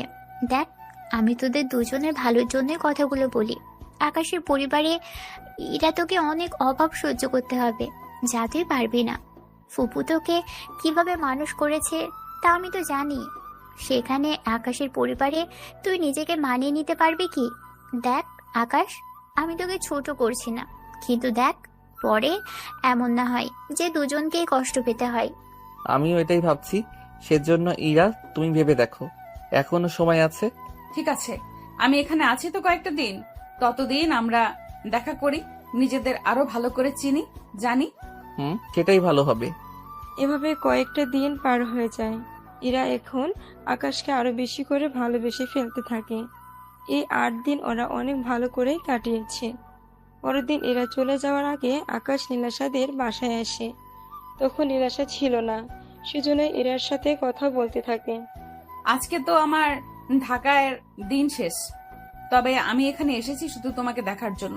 তুমি কিন্তু তাড়াতাড়ি ফিরে আসিও। আমারও আর 4 মাস লাগবে। যাওয়ার আগে আরেকটা স্পেশাল গিফট তোমাকে দিতে চাই। কি গিফট? কথাটা শুনে এরা আকাশকে জড়িয়ে ধরে কিস করে বসে। অনেকটা সময়ের পরে ছেড়ে দেয়। বাকি আদর বিয়ের পরে পাবে। আমি তাহলে এখন চলি। নীলাশা কি তোমাকে এগিয়ে দিবে না? ও টিকিট কাটতে গেছে, আমাকে নিচে নামতে বলেছে। সাবধানে যেও তাহলে। এই বলে এরা চলে যায়। এরা যাওয়ার পরে আকাশে তেমন কিছুই ভালো লাগতো না। এভাবে অনেকগুলো মাস চলতে থাকে। এরার পরীক্ষা শুরু হওয়ার কয়েকদিন পরে আবার আকাশের পরীক্ষা শুরু হয়। এভাবে পরীক্ষার মাঝে ওদের ব্যস্ততা কাটতে থাকে। অন্যদিকে এরার পরীক্ষা শেষ হওয়ার কয়েকদিন পরে এরার ভাবে আসে ওর কাছে। এরা, তোমার তো পরীক্ষা শেষ, তার সামনের দিকে কি করবে ভেবেছো কিছু? ভাবতেছি পড়াশোনা করব। শুধু পড়াশোনার দিকে মন দিলে হবে? বিয়ে নিয়ে তো ভাবতে হবে। বিয়ে তো করবই, তবে আমার পছন্দের কাউকেই বিয়ে করব। তেমন কেউ আছে কি? আছে, তবে এখন বলা যাবে না। কথাটা শুনে সাথীর মনে অন্য কিছু চলতে থাকে। কেননা সাথী ভেবেছিল এরকম হবে, কিন্তু এরার কথা শুনে অন্য রকম সবটা মনে হচ্ছিল। সেজন্য উনি এসে আবিরকে সবটা জানায়। আবির তো সবটা শুনে অনেক রেগে যায়। তেমনি ঈশাও ইরাকে সেম প্রশ্ন করে। ইরা ওনাকেও সেম ভাবে উত্তর দিলে উনিও সে সব কিছু এসে ঈশানকে বলে। তাহলে তো ব্যাপারটা বাবাকে জানাতে হয়। ব্যাপারটা আব্বুকে আগে জানাতে হবে না। কেন কেন? তুমি কি জানো না, তোমার বাবা নিজেও তো প্রেম করে বিয়ে করেছে। উনি ঠিকই প্রেম করে বিয়ে করেছে, কিন্তু আমাদের 2 ভাইকে কখনো প্রেম করতে দেয়নি। যেখানে ইরা যদি কাউকে পছন্দ করেও থাকে তাও মেনে নিবে না। আমি তাহলে খোঁজ নিচ্ছি ইরার সাথে কারোর কোনো চক্কর চলছে কিনা, সেটা আমাকে খুঁজে বের করতে হবে। কথাটা বলে উনি তো বের হয়, সাথে আবিরও। কিন্তু ওরা দুজনে যে একই কাজে বের হয়েছে তা ওনারা নিজেরাও জানে না। এভাবে কয়েকটা দিন যাওয়ার পরেও ওনারা ঠিক বুঝে উঠতে পারেনি আসলে কার সাথে এরা রিলেশন চলছে। 1 মাস যেতে থাকে। এই 1 মাসে এরার ভাবিরা ইরার সাথে কথায় কথায় রাগ দেখায়, কেননা ওনারা দুজনেই ইরাকে বলেছে তাদের ভাইকে বিয়ে করার জন্য, কিন্তু তাও আলাদা। মানে সাথী ওর ভাইয়ের সাথে বলেছে আর ঈশা ওর ভাইয়ের জন্য। এরা তো দুজনকেই মানা করে দেয়, কিন্তু সাথী জানে না ঈশার কথাগুলো, তেমনি ঈশাও সাথীর কথাগুলো জানে না। এভাবে কয়েকটা দিন যাওয়ার পরে আকাশ, তুমি ফিরবে গ্রামে? এই তো আর 15 দিন পরে। কিছু কি হয়েছে? বুঝতেছি না, ভাইয়া ভাবিরা মিলে আমাকে সারাক্ষণ জ্বালিয়ে মারতেছে। ঠিক বুঝলাম না। মানে ওনারা চাচ্ছে আমি ওনাদের ভাইয়াদের বিয়ে করি, কিন্তু আমি রাজি না হওয়াতে এখন আগের মতো কথাই বলে না আমার সাথে। তোমার বাবা মা কি জানে ব্যাপারটা? ওনাদের বলিনি, তাছাড়া বাবা মা জেনেও কিছু বলবে না। তুমি গ্রামে আসো, তারপরে আমি তোমাকে পরিবারের সাথে পরিচয় করিয়ে দিব। ঠিক আছে, কয়েকটা দিন সময় দাও আমাকে, আমি সবটা ঠিক করে আসতেছি। রাখি তাহলে। এরপর কল কেটে দেয়। 15 দিন পরে আকাশ গ্রামে আসে। তখন ইরার সাথে দেখা করে। আমার ভাইয়েরা উঠে পড়ে লেগেছে, কি করব বলো? আমার তো পড়াশোনা শেষ হলো, চাকরি তো নেই। তোমার পরিবার তো এরকম অবস্থায় আমার হাতে তোমাকে তুলেও দিবে না। তুমি আন্টিকে নিয়ে আমাদের বাসায় আসো। তোমার ভাই আর বাবা, ওনারা যদি মাকে উল্টাপাল্টা কোনো কথা বলে? তাহলে একটা কাজ করো, তুমি কাল আমাদের বাড়িতে আসিও। কিন্তু তোমার বাবা ভাই মিলে আমাকে ধোলাই দিবে না তো? তেমন কিছুই হবে না। পরের দিন আকাশকে অনেকটা সাহস নিয়ে ইরাদের বাসায় আসে। তখন ওর বাবা ছিল, সেজন্য ওনার সামনে এসে দাঁড়ায়। আসসালামু আলাইকুম আঙ্কেল। ওয়ালাইকুম আসসালাম। তোমার নাম কি? কোন ওয়ার্ডে থাকো? আমার নাম পারভেজ হোসেন আকাশ, আমরা একই ওয়ার্ডে থাকি। কিন্তু তোমাকে যে কখনো এই গ্রামে আমি দেখিনি। জি, আমি তো গ্রামে থাকি না, ঢাকায় থাকি, ওখানেই পড়াশোনা করি। এখন আমার কাছে কি দরকারে এসেছো? বলো কি জন্য এসেছো? এদিকে ইরা দরজার সামনে উকি দিয়ে দেখতে থাকে, সাথে ইশারায় আকাশকে বলতে বলে। কি ভাবছো? আমার হাতে এতটা সময় নেই, যা বলার একটু তাড়াতাড়ি করে বলো। আঙ্কেল, আমি আপনার মেয়েকে ভালোবাসি আর ওকেই বিয়ে করতে চাই। কথাগুলো এক নিঃশ্বাসে বলে শেষ করে। কথাগুলো শুনে ইরা তো অনেক খুশি হয়ে যায়, কিন্তু ইরার বাবা কথাগুলো শুনে রেগে যায়। কি, তোর এত বড় সাহস? তুই আমার মেয়েকে বিয়ে করার প্রস্তাব নিয়ে আসার সাহস পেলি কোথায়? আজকে তোকে আমি এখানেই লোক দিয়ে। ইরার বাবা বাকি কথা বলার আগে ইরা এসে ওর বাবার সামনে দাঁড়ায়। আব্বু, ওর কোনো ক্ষতি করো না, আমিও ওকে ভালোবাসি। ইরার মুখে কথাটা শুনে রফিক চৌধুরী একটু শান্ত হয়ে বসে। তারপর আকাশকে খুঁটিনাটি জিজ্ঞেস করতে থাকে। সবটা শোনার পরে বলে, তোমার কোনো ইনকাম নেই, তাছাড়া তুমি যে আমার মেয়ের ভরণ পোষণ চালাবে সেটাও তো তোমার দ্বারা সম্ভব হবে না। সেজন্য আমি তোমার হাতে আমার মেয়েকে তুলে দিতে পারবো না। তাই তোমার জন্য ভালো হবে আমার মেয়ের পিছু ছেড়ে দাও, নয়তো বুঝতেই পারছো আমি তোমার কি কি করতে পারি। আপনার কাছে কি ইরার ভালোবাসার কোনো দাম নেই? দাম আছে। আমার মেয়ে কখনো রান্না পর্যন্ত করেনি। তোমার বাড়িতে যাওয়ার পরে ওকে রান্না করে কাটাতে হবে। আমার বাড়িতে ও যা কিছু পেয়েছে, তোমার সাথে থাকলে হয়তো তার কোনো কিছুই ও দেখবে না। সেজন্য আমার মেয়েকে আমি অন্য কোথাও বিয়ে দেব। যদি তুমি কোনো ঝামেলা করার চেষ্টা করো, আমি কিন্তু তোমাকে ছাড় দেব না। আব্বু, এমনটা বলো না। ও আমাকে যেভাবে রাখবে আমি ঠিক সেইভাবেই ওর কাছে থাকতে পারবো। আমার একটু অসুবিধা নেই, তবুও তুমি ওকে তাড়িয়ে দিও না। তোকে আমি চুপ থাকতে বলেছি, আর তুমি যাও এখান থেকে। আকাশ আসতে না চাইলেও ইরার বাবা ওনার লোক দিয়ে আকাশকে বের করে দেয়। বের করে ইরার মাকে ডেকে পাঠায়। শোনো ইরার মা, তোমার মেয়ে আজ থেকে এই ঘরের বাইরে যাওয়া নিষেধ। আমি 7 দিনের ভিতরে ওকে বিয়ে দেব। সেজন্য আমি আজকেই ঘটককে বলছি ছেলে দেখার জন্য। প্লিজ আব্বু, এরকমটা করো না। ইরার বাবা কোনো কথাই শুনেনি। ইরাকে আটকে রাখা হয়। তা দেখে ইরার ভাবিরা তো অনেক খুশি। দেখতে দেখতে 4 দিন কেটে যায়। ইরার জন্য ছেলেও দেখা হয়েছে। 2 দিন পরে ওদের বিয়ে। কিন্তু আকাশ আর ইরা কোনোভাবে যোগাযোগ করতে পারছে না একে অপরের সাথে। অন্যদিকে আকাশ সবটা ওর বন্ধু শাকিলকে বলে। ও সবটা শোনার পরে বলে, একটা কাজ করলে হয় না? কি কাজ? এরপর শাকিল কিছু কথা ওকে বলে। সবটা শুনে আকাশের মনে কিছুটা সাহস পায়। অন্যদিকে নীলাশাও চলে আসে ইরার কাছে। আসার পরে নীলাশা আর ইরা কথা বলতে থাকে। আচ্ছা, আকাশের নাম্বার তো আমার কাছে আছে, আমি ওর সাথে কথা বলে একটা ব্যবস্থা করছি। যা বলার তাড়াতাড়ি করো। এত কান্না করার কিছু হয়নি, আমি একটা ব্যবস্থা করছি। অন্যদিকে নীলাশা আর আকাশ যোগাযোগ করে। ওরা কি কি করবে না করবে সবটা নিজেদের মধ্যে কথা বলে নেয়। বিয়ের দিন নীলাশা ইরাকে নিয়ে রুমে থাকে। ইরাকে সাজানোর জন্য পার্লারে নিয়ে আসে। সাথে কিছু লোক পাঠাতে চাইলে নীলাশা বারণ করে। আরে ফুপা, আমি আছি তো, এত টেনশন করবেন না। আচ্ছা, যাও তাহলে। সে সুযোগে ইরাকে নিয়ে বের হয়। অন্যদিকে আকাশ আর শাকিল বের হয়ে চলে আসে পার্লারে। ওখানে প্ল্যান অনুযায়ী যা যা করার তাই ওরা করে নেয়।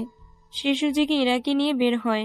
অন্যদিকে আকাশ আর শাকিল বের হয়ে চলে আসে পার্লারে।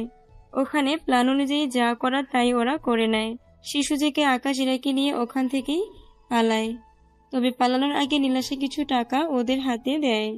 আপাতত এই টাকা রাখ, এই নে আমার বাসের চাবি, তোরা সোজা আমার বাসায় উঠবি। বাবা মাকে পরে আমি সামলে নিব। তাছাড়া বাবা মা তোর কথা শুনলেই কিছু বলবে না।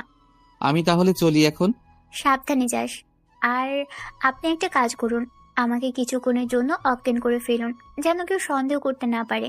বাহ, আপনার মাথায় তো দেখি অনেক বুদ্ধি। সেটা বরাবরই আছে। আচ্ছা, এবার আপনি আপনার কাজ করে এখান থেকে বিদায় হন। শাকিল এরপর বাকি কাজটা করে। অন্যদিকে আকাশ ইরাকে নিয়ে চলে আসে বাস স্ট্যান্ডে। এসে গাড়িতে বসে যায়, কেননা ইরার শরীরে তখন জামা ছিল বলে কেউ ব্যাপারটা অন্যদিকে নেয়নি। অন্যদিকে 1 ঘন্টা পার হয়ে যায়। ইরার বাবা কল দিয়ে কোনোভাবে কথা বলতে পারছে না বলে উনি আবিরকে পাঠায়। আবির এখানে এসে দেখে নীলাশা অজ্ঞান হয়ে গেছে। নীলাশা, নীলাশা, এই নীলাশা, এটা কোথায়? এরপর জ্ঞান না ফেরার পানি ছিটকে নীলাশার চোখে দেয়, এতে জ্ঞান ফিরে। জ্ঞান ফেরার পরে, ভাইয়া, আমার কি হয়েছে?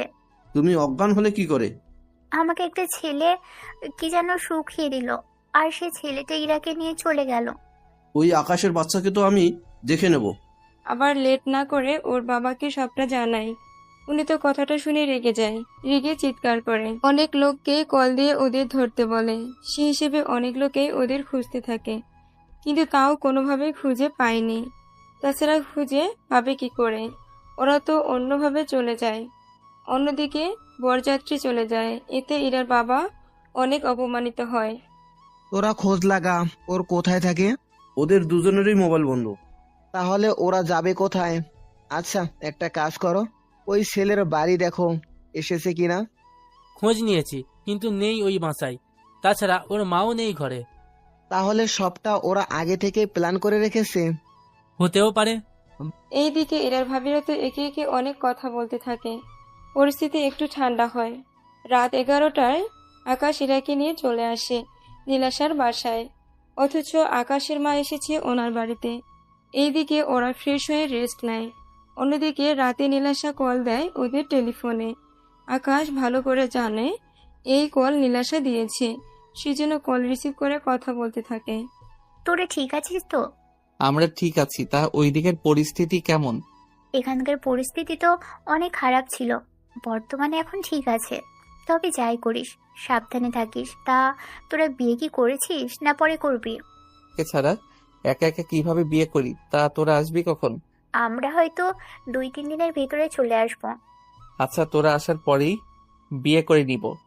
ততদিন তোরা কি একসাথে থাকবি? চিন্তা করিস না, আমরা আলাদা রুমেই থাকবো। আচ্ছা, রাখি তাহলে। এভাবে 2 দিন কেটে যায়। পরিস্থিতি এখনো স্বাভাবিক হলো না, মানে সবাই মোটামুটি এখনো অনেক রেগে আছে। 2 দিন পরে নীলাশা ওর বাবা মাকে নিয়ে রওনা দেয়। রাস্তায় নীলাশা ওর বাবা মাকে সবটা বুঝিয়ে বলে। সবটা শোনার পরে নীলাশার মা বলেন, তুই এরকম একটা কাজ করবি, আমাদের আগে তো বলতে পারতি। কি করবো আম্মু, সুযোগ তো হয়ে ওঠেনি। তাছাড়া প্লিজ আব্বু আম্মু, আকাশকে কোনো কিছু বলিও না। তোমরা তো জানো আকাশ কেমন ছেলে। চিন্তা করিস না, আমি নিজে ওদের বিয়ে দিয়ে দিব, তারপর দেখি কি করা যায়। সত্যি বলছো তো আম্মু? সত্যি বলছি। তার নীলাশা, যদি তোর ফুপা জানতে পারে সবটা, তখন কি হবে বুঝতে পারছিস? ওদের বিয়ে দিয়ে কয়েকটা দিন আমার সাথে রেখে দিব, তারপর ওরা আবার গ্রামে যাবে। তবে ওরা গ্রামে যাওয়ার আগে আমরা সবাই যাব গ্রামে। তাহলে ওরা যখন গ্রামে যাবে তখন ওদের সাহায্য করতে পারবো। এটাই ভালো হবে। এদিকে ওরা তো বাসায় আসে। আকাশ নীলাশার বাবা মার সাথে কথা বলে। এরপর ওনারা অনেকক্ষণ ধরে কথা বলতে থাকে। কথা বলা শেষ হলে 1 ঘন্টা পরে কাজী এনে ওদের বিয়ে করিয়ে দেয়।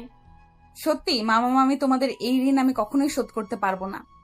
আরে পাগলি মেয়ে বলে কি, তুই তো আমাদেরই মেয়ে। তাছাড়া আকাশকে আমরা নিজেদের ছেলের মতো দেখি, সেজন্যই আমি তোদের বিয়েটা দিয়েছি। তোরা এখানে 15 দিন থেকে তারপর গ্রামে ফিরে যাস। কিন্তু বাবা জানতে পারলি তো? আমরা তোমাদের 1 দিন আগে যাব, যেন তোমাদের সাহায্য করতে পারি। ঠিক আছে। এরপর ওনারা বাকি সব কাহিনী ওদের বলতে থাকে। সবটা শুনে ওরা খুশি হয়। 15 দিন পরে, মামা মামি, তোমরা তাহলে যাও বাড়িতে, আমি আকাশকে নিয়ে কালকে আসবো। তাহলে সমাধানে আসছিস। তবে একটা কথা, আমরা যে তোদের সাহায্য করেছি তা যেন এরা তোমার পরিবারের কেউ জানতে না পারে। চিন্তা করবেন না মামা, কেউ কোনো কিছুই জানবে না। আপনারা তাহলে এবার বের হতে পারেন। নীলাশা ওর বাবা মাকে নিয়ে বেরিয়ে পড়ে। ওনারা যাওয়ার একদিন পরে আকাশ আর ইরা রওনা দেয় গ্রামের দিকে। ওরা গ্রামে আসার পরে ইরার বাবার কাছে খবরটা চলে আসে। উনি তো খবরটা পেয়ে চিৎকার করে আবির ও ঈশানকে দেখে। আবির, ঈশান কোথায় তোরা? কি হয়েছে আব্বু, এভাবে চিৎকার করছো কেন? ইরা আর ওই ছেলে গ্রামে ঢুকেছে, তোরা দুজনে যা আর ওদের ধরে এখানে নিয়ে আয়। বাবা তুমি একদম টেনশন নিও না, আমি এখন যাচ্ছি, ওদের নিয়ে আসছি। এই বলে আবির আর ঈশান ওরা দুজনেই বেরিয়ে পড়ে। আকাশ ইরাকে নিয়ে ওদের ঘরে আসে। তবে ওরা দুজনে অনেক ভয় আছে, কেন না বলা তো যায় না, কখন কি হয়ে যায়। কিছুক্ষণ পরে আবির আর ঈশান চলে আসে ওখানে। এদের দেখে ইরা আর আকাশ তো দুজনেই ভয়ে আছে। এ কি ভাইয়া, তোমরা এখানে? তুই কি ভেবেছিস তুই পালিয়ে এখানে চলে আসবি আর আমরা জানতেও পারবো না? তা কি করে হয়? প্লিজ ভাইয়া, আমাদের কোনো ক্ষতি করো না। তোকে আমরা এত ভালো ভালো ছেলে দেখালাম, আর শেষে কিনা তুই এর মতো একটা ছেলের সাথে পালিয়ে গেলি। আপনারা যদি আমাদের ভালোবাসা মেনে না নেন তাহলে তো আমাদের কোনো কিছু করার থাকবে না। ওই তুই চুপ কর, বেশি কথা বললে তোকে আমি এখানেই মেরে ফেলবো। প্লিজ ভাইয়া, ওকে মেরো না, ওকে মারলে আমি যে বিধবা হয়ে যাব। ভাইয়া ওদের আব্বুর কাছে নিয়ে যাই, উনি যা করার করবে ওদের সাথে। ঠিক আছে চলো তাহলে। এই বলে ওরা দুই ভাই মিলে আকাশ আর ইরাকে নিয়ে বের হয়। ওদের দুজনে নিয়ে ইরার বাবার সামনে এসে দাঁড় করায়।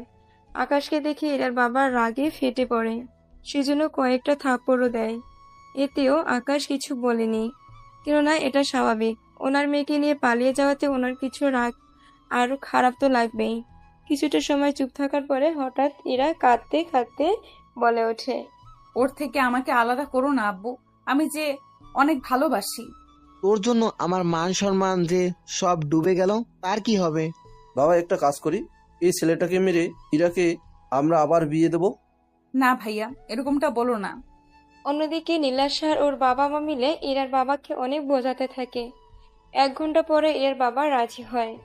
ঠিক আছে, তবে একটা কথা, এই বাড়িতে ইরা কখনো আসতে পারবে না। তোমার যখন এটাই ইচ্ছে তাহলে তাই হবে। আকাশ চলো এখান থেকে। কিন্তু তোমার বাবা মাকে ছাড়া কি থাকতে পারবে? তোমার ভালোবাসা পেলে আমি ঠিকই থাকতে পারবো। ঠিক আছে চলো। ইরাকে নিয়ে বেরিয়ে আসে। এইদিকে আবির আর ঈশান তো খুশি হয়, কেননা ইরাকে যখন এই বাড়িতে আর ঢুকতে দিবে না তখন সম্পত্তি ভাগ তো দিবে না। ওরা এটাই ভেবে নিয়েছে। রাতের বেলায় ইরা আর আকাশ শুয়ে পড়ে। অন্যদিকে আচ্ছা ঈশান, বাবা তুই ইরাকে আর এই বাসায় ঢুকতে দিবি না। কিন্তু এতে তোর এত খুশি হওয়ার কারণ কি? আরে ইরাকে এই বাড়িতে ঢুকতে দিবি না তার মানে ওকে সম্পত্তি দিবি না, সে অনুযায়ী আমরা দুই ভাই মিলে সব সম্পত্তি পাবো। তোর মাথায় এত বুদ্ধি এলো কি করে? সব বুদ্ধি সব সময় কাজে লাগাতে হয়। এভাবে 1 মাস যাওয়ার পরে ইরার বাবার মনে একটু দয়া হয়, সেজন্য উনি আবির আর ঈশানের সাথে কথা বলে। তখন বাকিরাও ছিল, সেজন্য সবাই নিজেদের মতামত জানাতে থাকে। সবার মতামত জানার পরে কিন্তু আব্বু, ইরাকে সম্পত্তি দেওয়ার কি দরকার? ও তোমার আমারই মেয়ে, ওর দিকে তো আমার খেয়াল রাখতেই হবে। ঠিক আছে আব্বু, তুমি যা ভালো মনে করো। এর বাবা নিজেদের কথা বলে চলে যায়। তখন এরা দুই ভাই মিলে অনেক রকম ফন্দি করতে থাকে। কিন্তু সেটা করব কি করে? ইরার চোখে আকাশকে খারাপ বানাতে হবে। কিন্তু কিভাবে? সেটা তুই আমার উপর ছেড়ে দে। ঠিক আছে ভাইয়া। ঈশানের সাথে কথা বলে কিছু একটা ঠিক করে। ততক্ষণে আমরা ইরা আর আকাশের ব্যাপারে দেখে আসি। কয়েকদিন ধরে ইরা লক্ষ্য করছে আকাশ কেমন যেন বদলে গেছে, আগের মতো নেই। ইরা আকাশকে জিজ্ঞেস করে, কিছু কি হয়েছে তোমার? ইদানিং দোকানের অবস্থা অনেক খারাপ যাচ্ছে, এরকম হলে তো সংসার চালাতে কষ্ট হয়ে যাবে। সেটা আমি জানি, কয়েকদিন ধরে লক্ষ্য করছি। তোমার নাম্বারে অনেক মেয়ে কল দিয়ে তোমার খোঁজ খবর জিজ্ঞাসা করে, ব্যাপারটা কি বলো তো? আমার নাম্বারে মেয়ের কল? সেটা আমি তোমার কাছে জানতে চেয়েছি। আমি তো জানি না। ঠিক আছে, যাও দোকানে। আকাশ আসে দোকানে। এদিকে আবির আর ঈশানের প্ল্যান ভালোই কাজ করতে থাকে। মোটামুটি 2 মাসে ইরা আর আকাশের মাঝে অনেক অনেক ঝগড়া হতে থাকে। আকাশ তো সবটা নীলাশাকে জানায়। সবটা শোনার পরে নীলাশা ইরাকে বুঝাতে থাকে সবটা, কিন্তু তাও ইরা কোনো কিছু বুঝতে চায় না। এভাবে একদিন রাতের বেলায় ইরা লক্ষ্য করে আকাশের রুম থেকে একটা মেয়ে বের হয়ে যাচ্ছে। কি ব্যাপার, এই মেয়েটা কে? যাই তোর পেছনে পেছনে দেখি মেয়েটাকে। এরপর মেয়েটার পিছনে পিছনে আসতে থাকে।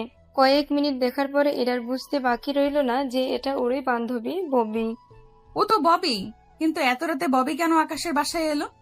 যাই তো একবার ববিকে জিজ্ঞাসা করি। ইরা তুই এখানে কেন? তার আগে এটা বল, তুই আমার ঘরে কেন আসলি? তাও আমি যখন ছিলাম না তখনই তোকে আসতে হলো?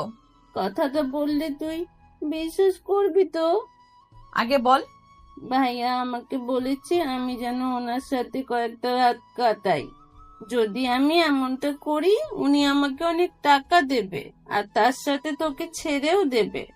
আমাকে কেন ছেড়ে দিবে? আসলে ভাইয়া অনেক মেয়ে আসক্ত হয়ে গেছে। উনি প্রতি মাসে অনেকগুলো মেয়ের সাথে ডেট করে। তুই বললেই কি আমি বিশ্বাস করে নিব? তাহলে তুই কালকে একবার ভাইয়ার দোকানে এসে দেখে যাস। উনি প্রায় সময় মেয়ে নিয়ে পিছনের দিকে থাকে। কথাগুলো শুনে ইরার মনে আকাশের প্রতি ঘৃণার জন্ম নেয়। রাতে এরা বাসায় ফিরে দেখে আকাশ ঘুমাচ্ছে, সেজন্য তেমন কিছুই আর বলেনি। পরের দিন এরা সত্যি সত্যি দোকানে এসে দেখে দোকানের ভিতরে একটা মেয়ে ছিল। আসলে এরা ছদ্মবেশে এসেছে বলে আকাশ চিনতে পারেননি। সবটা দেখে এরা চলে আসে। এরা যাওয়ার পরে মেয়েটাও বের হয়ে আসে। এখন এই সবের কাহিনী তৈরি করেছে আবির আর ঈশান, আর ওরা দুজনেই এই সবটা কাহিনী সাজাতে থাকে, কেননা ওরা ববিকে জোর করে এই কাজটা করার জন্য বাধ্য করে। সাথে এই মেয়েটাকে টাকা দিয়ে আকাশের দোকানের ভিতরে ঢুকায়, তাও কিছু ছলনার আশ্রয় নিয়ে। কিন্তু এই সব কিছু আকাশ নিজেও জানে না। এইদিকে এরা আকাশকে বলেছিল ওর জন্য শাড়ি আনতে, কিন্তু 2 দিন পরেও আকাশ এরার জন্য শাড়ি আনতে পারেনি। সেজন্য দিনের বেলায় ওদের মধ্যে ঝগড়া হয়, আর এই ঝগড়া আপনারা প্রথম পর্বের মধ্যে শুনেছেন। ওদের ঝগড়ার পরে কি হয়েছে তা আপনারা এরপর জানতে পারবেন। তাহলে চলুন বর্তমানে ফিরে আসি।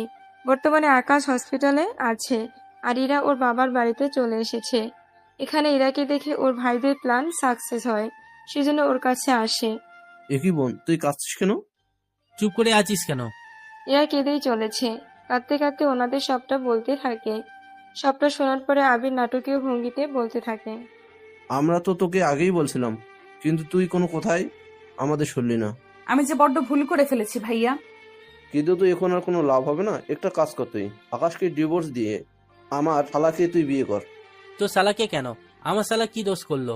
তোর শালা তো এমনিতেই পড়াশোনা করেনি, তার উপরও দেখতে কালো। সেখানে আমার শালা পড়াশোনা জানে, দেখতেও ভালো। ভাইয়া, আমার ভাইকে এভাবে অপমান করাটা কি ঠিক হচ্ছে? আরে আমি তো শুধু সত্যি কথাটাই বলছি। তাছাড়া তোমার ভাইয়ের সম্পর্কে তুমি ভালো জানো। এখন ইরা, তুই ভেবে দেখ তুই কাকে বিয়ে করবি। আমাকে তোমরা কিছুদিন সময় দাও। এখন দেখলি তো আমাদের কথা না শুনে ওই ছেলেকে বিয়ে করার কি ফল হলো। তুমি আমার মেয়েটাকে এভাবে বকো না তো।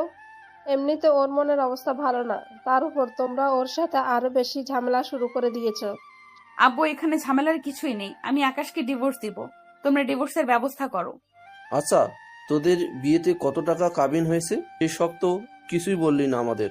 আমাদের বিয়েতে মাত্র 1 লক্ষ টাকা কাবিন হয়েছে। কি এত কম টাকায় কেন কাবিন করতে গেলি? আমি কি জানতাম নাকি ও যে আমার সাথে এরকমটা করবে?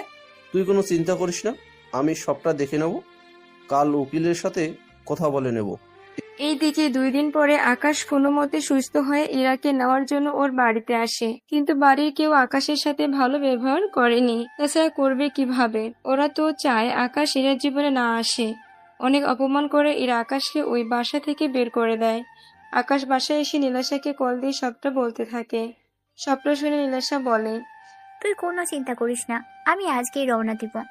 একটু তাড়াতাড়ি আসিস, ইরা হয়তো কালকে ডিভোর্স পেপার আমাকে পাঠিয়ে দিবে। তুই চিন্তা করিস না, আমি সবটা দেখে নিব। নীলাশার সাথে কথা শেষ করে আকাশ সকালে ইরার হাতে ওর ভাই ডিভোর্স পেপার দিয়ে বলে, এই নে, এখানে সাইন করে দে।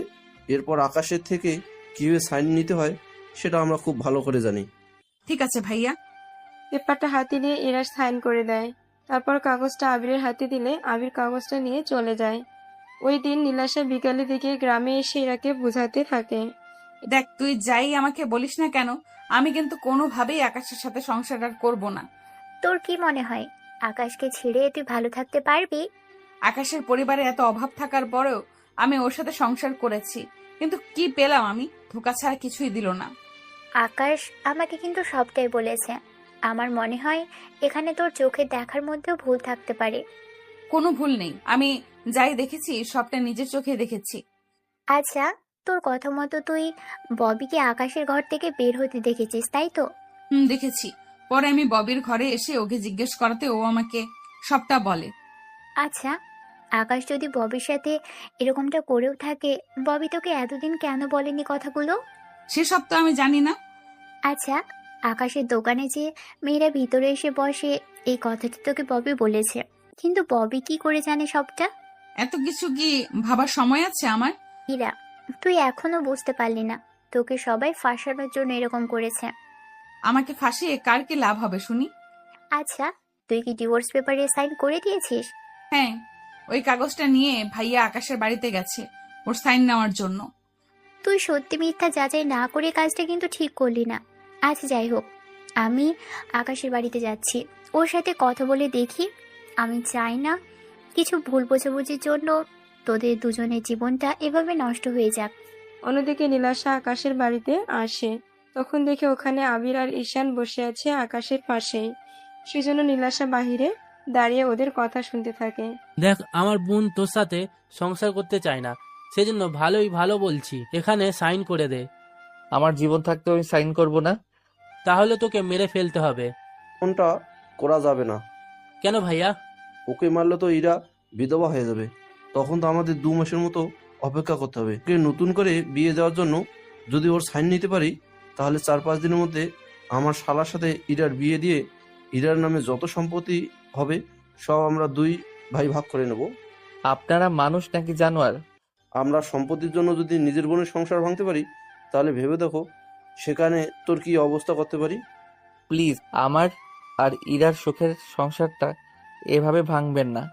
তোকে এই কাগজে এখন সাইন করতে হবে, নয়তো আমি তোকে এখনই মেরে হসপিটালে আবার পাঠিয়ে দেবো। বললাম তো আমি সাইন করব না। আকাশ সাইন করতে চায় না, সেজন্য আবির আর ঈশান মিলে আকাশকে মারতে থাকে। কিছুক্ষণ মেরে কিছু লোক দিয়ে আকাশকে হসপিটালে পাঠিয়ে দেয়। তখন বুদ্ধি করে অন্য একটা লোককে দিয়ে ডিভোর্স পেপারে সাইন করিয়ে নেয়। এতক্ষণ এখানে যা যা হচ্ছিল নীলাশা সবটা ওর মোবাইল রেকর্ড করে নেয়। একটু পরে এরার ভাইয়েরা যাওয়ার পরে নীলাশা ও চলে আসে হসপিটালে আকাশকে দেখার জন্য। অন্যদিকে আবির এরার হাতে ডিভোর্স পেপার দেয়। দেখ বোন, আজ শেষ হয়ে গেছে, তুই কোনো চিন্তা করিস না, 2 দিনের মধ্যে তোর বিয়ে দেবো, তুই আরামেই থাকবি। কিন্তু এত তাড়াতাড়ি করার কি আছে? যদি লেট করি তখন আবার সমস্যা হবে। তাছাড়া ইরা একা একা এখন সময় কাটাবে কি করে? সেজন্য ওকে বিয়ে দিলে সুখী শান্তিতে সংসার তো করতেই পারবে। ইরা, তুই কি বলছিস? আব্বু, তোমরা যা ভালো মনে করো, আমি এই নিয়ে কথা বলতে চাই না। আবির, ঈশান, তোরা যা ভালো বুঝিস তাই কর। তাহলে আব্বু, হাতির ভাইয়ের সাথে ইরার বিয়ে দিলে কেমন হয়? তাহলে ইরা আমাদের কাছাকাছি থাকতে পারবে। তাছাড়া সাথীর ভাই তো ঘরেরই ছেলে। সেজন্য তো বলেছি যা ভালো বুঝিস তোরা করে নে। তাহলে কালকেই ওদের বিয়ের ব্যবস্থা করি। এদিকে এরা কোনো কিছুই বলছে না, শুধু নীরবে চোখের পানি ফেলতে থাকে। অন্যদিকে নীলাশা আকাশের সাথে হসপিটালে আছে। এদিকে এরার বিয়ে নিয়ে মোটামুটি সবটা প্রস্তুত করতে থাকে। মোটামুটি পারিবারিকভাবে ওদের খাওয়ার আয়োজন করতে থাকে। পরের দিন আকাশের জ্ঞান ফিরে নীলাশাকে দেখতে পায়। নীলাশা, তুই এখানে? আমি তোর জন্য থেকে গেলাম, এখন চল আমার সাথে। কোথায় যাব? আমার সাথে আয়, তাহলে বুঝতে পারবি। নীলাশার সাথে আকাশ এরাদের বাড়িতে আসে, কিন্তু বাড়িতে লোক ছিল কম। কারণটা তো আপনাদের আগেই বলেছি আমি। ওরা ভিতরে এসে দেখে এরা বউ সেজে বসে আছে, পাশে আছে আবিরের শালা। এমন দৃশ্য আকাশ যে দেখবে তা ভাবতে পারেনি। নীলাশা চিৎকার করে বলে ওঠে, ফুপা, বন্ধ করে নেপিয়ে। নীলাশা, তুই এখানে? সাথে ওকে কোথায় পেলি তুই? ওকে আমি নিয়ে এসেছি, তাছাড়া তোমরা যা চাচ্ছ তা আমি কখনো হতে দিব না। নীলাশা, তুমি কি বলতে চাইছো? আমি তো কিছুই বুঝতে পারছি না। ফুপা, আগে এই বিয়ে বন্ধ করেন, আমি আপনাকে সবটা বলছি। নীলাশা, তুমি কিন্তু বেশি বাড়াবাড়ি করছো। নীলাশা কোনো বাড়াবাড়ি করছে না। আমার বউকে আমি নিতে এসেছি, এখানে আমাকে কেউ আটকে রাখতে পারবে না। ওই দিন মার খেয়েও তোর শিক্ষা হয়নি, সেজন্য আজকে আবার চলে এসেছিস তুই। আমি বেঁচে থাকতে আমার বউকে অন্য কারোর সাথে বিয়ে দিতে পারেন না। তোর সাথে আমার ডিভোর্স হয়েছে, সেজন্য আমাকে স্ত্রী বলার কোনো অধিকার তোর নেই। ইরা, আকাশ তোকে ডিভোর্স দেয়নি। যদি ডিভোর্স না দিয়ে থাকে তাহলে ডিভোর্স পেপারে ওটা কার সাইন ছিল? তাছাড়া যা খুশি হোক, ওর মতো ছেলের সাথে তো আমি সংসার করব না। ফুপা আর ইরা, তোমাদের দুজনকেই আমি কিছু দেখাবো, যা দেখলে তোমরা সবাই বুঝতে পারবে। তুমি আবার কি দেখাবে? আব্বু, আগে বিয়েটা তো হয়ে যাক, তারপর না হয়। ইরার যেখানে ডিভোর্সই হয়নি সেখানে ওকে বিয়ে দিবেন কি করে? আচ্ছা, সে বিষয়ে পরে কথা বলছি, আগে আপনারা দুজন এই ভিডিওটা দেখুন। 10 মিনিটের ভিডিও দেখে ইরার বাবা আর ইরা তো বিশ্বাস করতে পারছে না আবির আর ঈশান এরকম কোনো কাজ করে বসবে। ইরা ভিডিও দেখে চোখের পানি ফেলতে থাকে। ইরার বাবা তো এখন ও শকড হয়ে আছে, কি বলবে তাই ভাবছে। আমি ভাবতেও পারিনি তোরা আমার ওই সন্তান হয়ে নিজের আপন বোনের সাথে এরকম একটা কাজ করবি। কিসের ভিডিও ছিল এটা? তোমরা দুজন আকাশের বাড়িতে এসে যা যা করেছো বলেছো সবকিছু রেকর্ড করেছিল এখানে। এরা বিশ্বাস করো, এই সব মিথ্যা ছিল। ভাইয়া, তোমাদের এত ভালোবাসা আর তোমরা এর প্রতিদান এই দিলে আমাকে। তোরা ইরার সাথে যা করেছিস এর জন্য আমি তোদের কখনো ক্ষমা করব না। আকাশ, তুমি আসো আমার কাছে, আমি আজকে নিজে দাঁড়িয়ে থেকে তোমার আর ইরার বিয়ে দেব। আমাদের তো বিয়ে হয়েছে, তাহলে নতুন করে আবার কেন? আমি তো তোমাদের বিয়েটা আর দেখতে পারিনি, সেজন্য নিজের চোখে তা দেখতে চাই। আমাকে বিয়ে করতে ইরার কোনো আপত্তি নেই তো? আমাকে এসব বলে আর লজ্জা দিও না, আমি যে অনেক বড় ভুল করেছি, তুমি আমাকে ক্ষমা করে দাও আকাশ। তাহলে দেখলে তো, সম্পত্তি আর টাকার লোভে নিজের আপন ভাইয়েরাও বোনের ক্ষতি করতে একবারও চিন্তা করে না। কাজী সাহেব, ওদের দুজনের আবার বিয়ে পড়ান। কাজী ওদের বিয়ে পড়িয়ে চলে যায়। কাজী চলে যাওয়ার পরে ইরার আব্বু বলে, আকাশ, তুমি আমার মেয়েকে মাফ করে দিও, ও একটু বেশি জেদি, সেজন্য জেদের বসে অনেক ডিসিশন নিয়ে বসে। জেদি তো হবেই, চেয়ারম্যানের মেয়ে বলে কথা। কথাটা শুনে এরা আর ওর বাবা হেসে ওঠে। আর এখানে শেষ হয় গল্পের সমাপ্তি।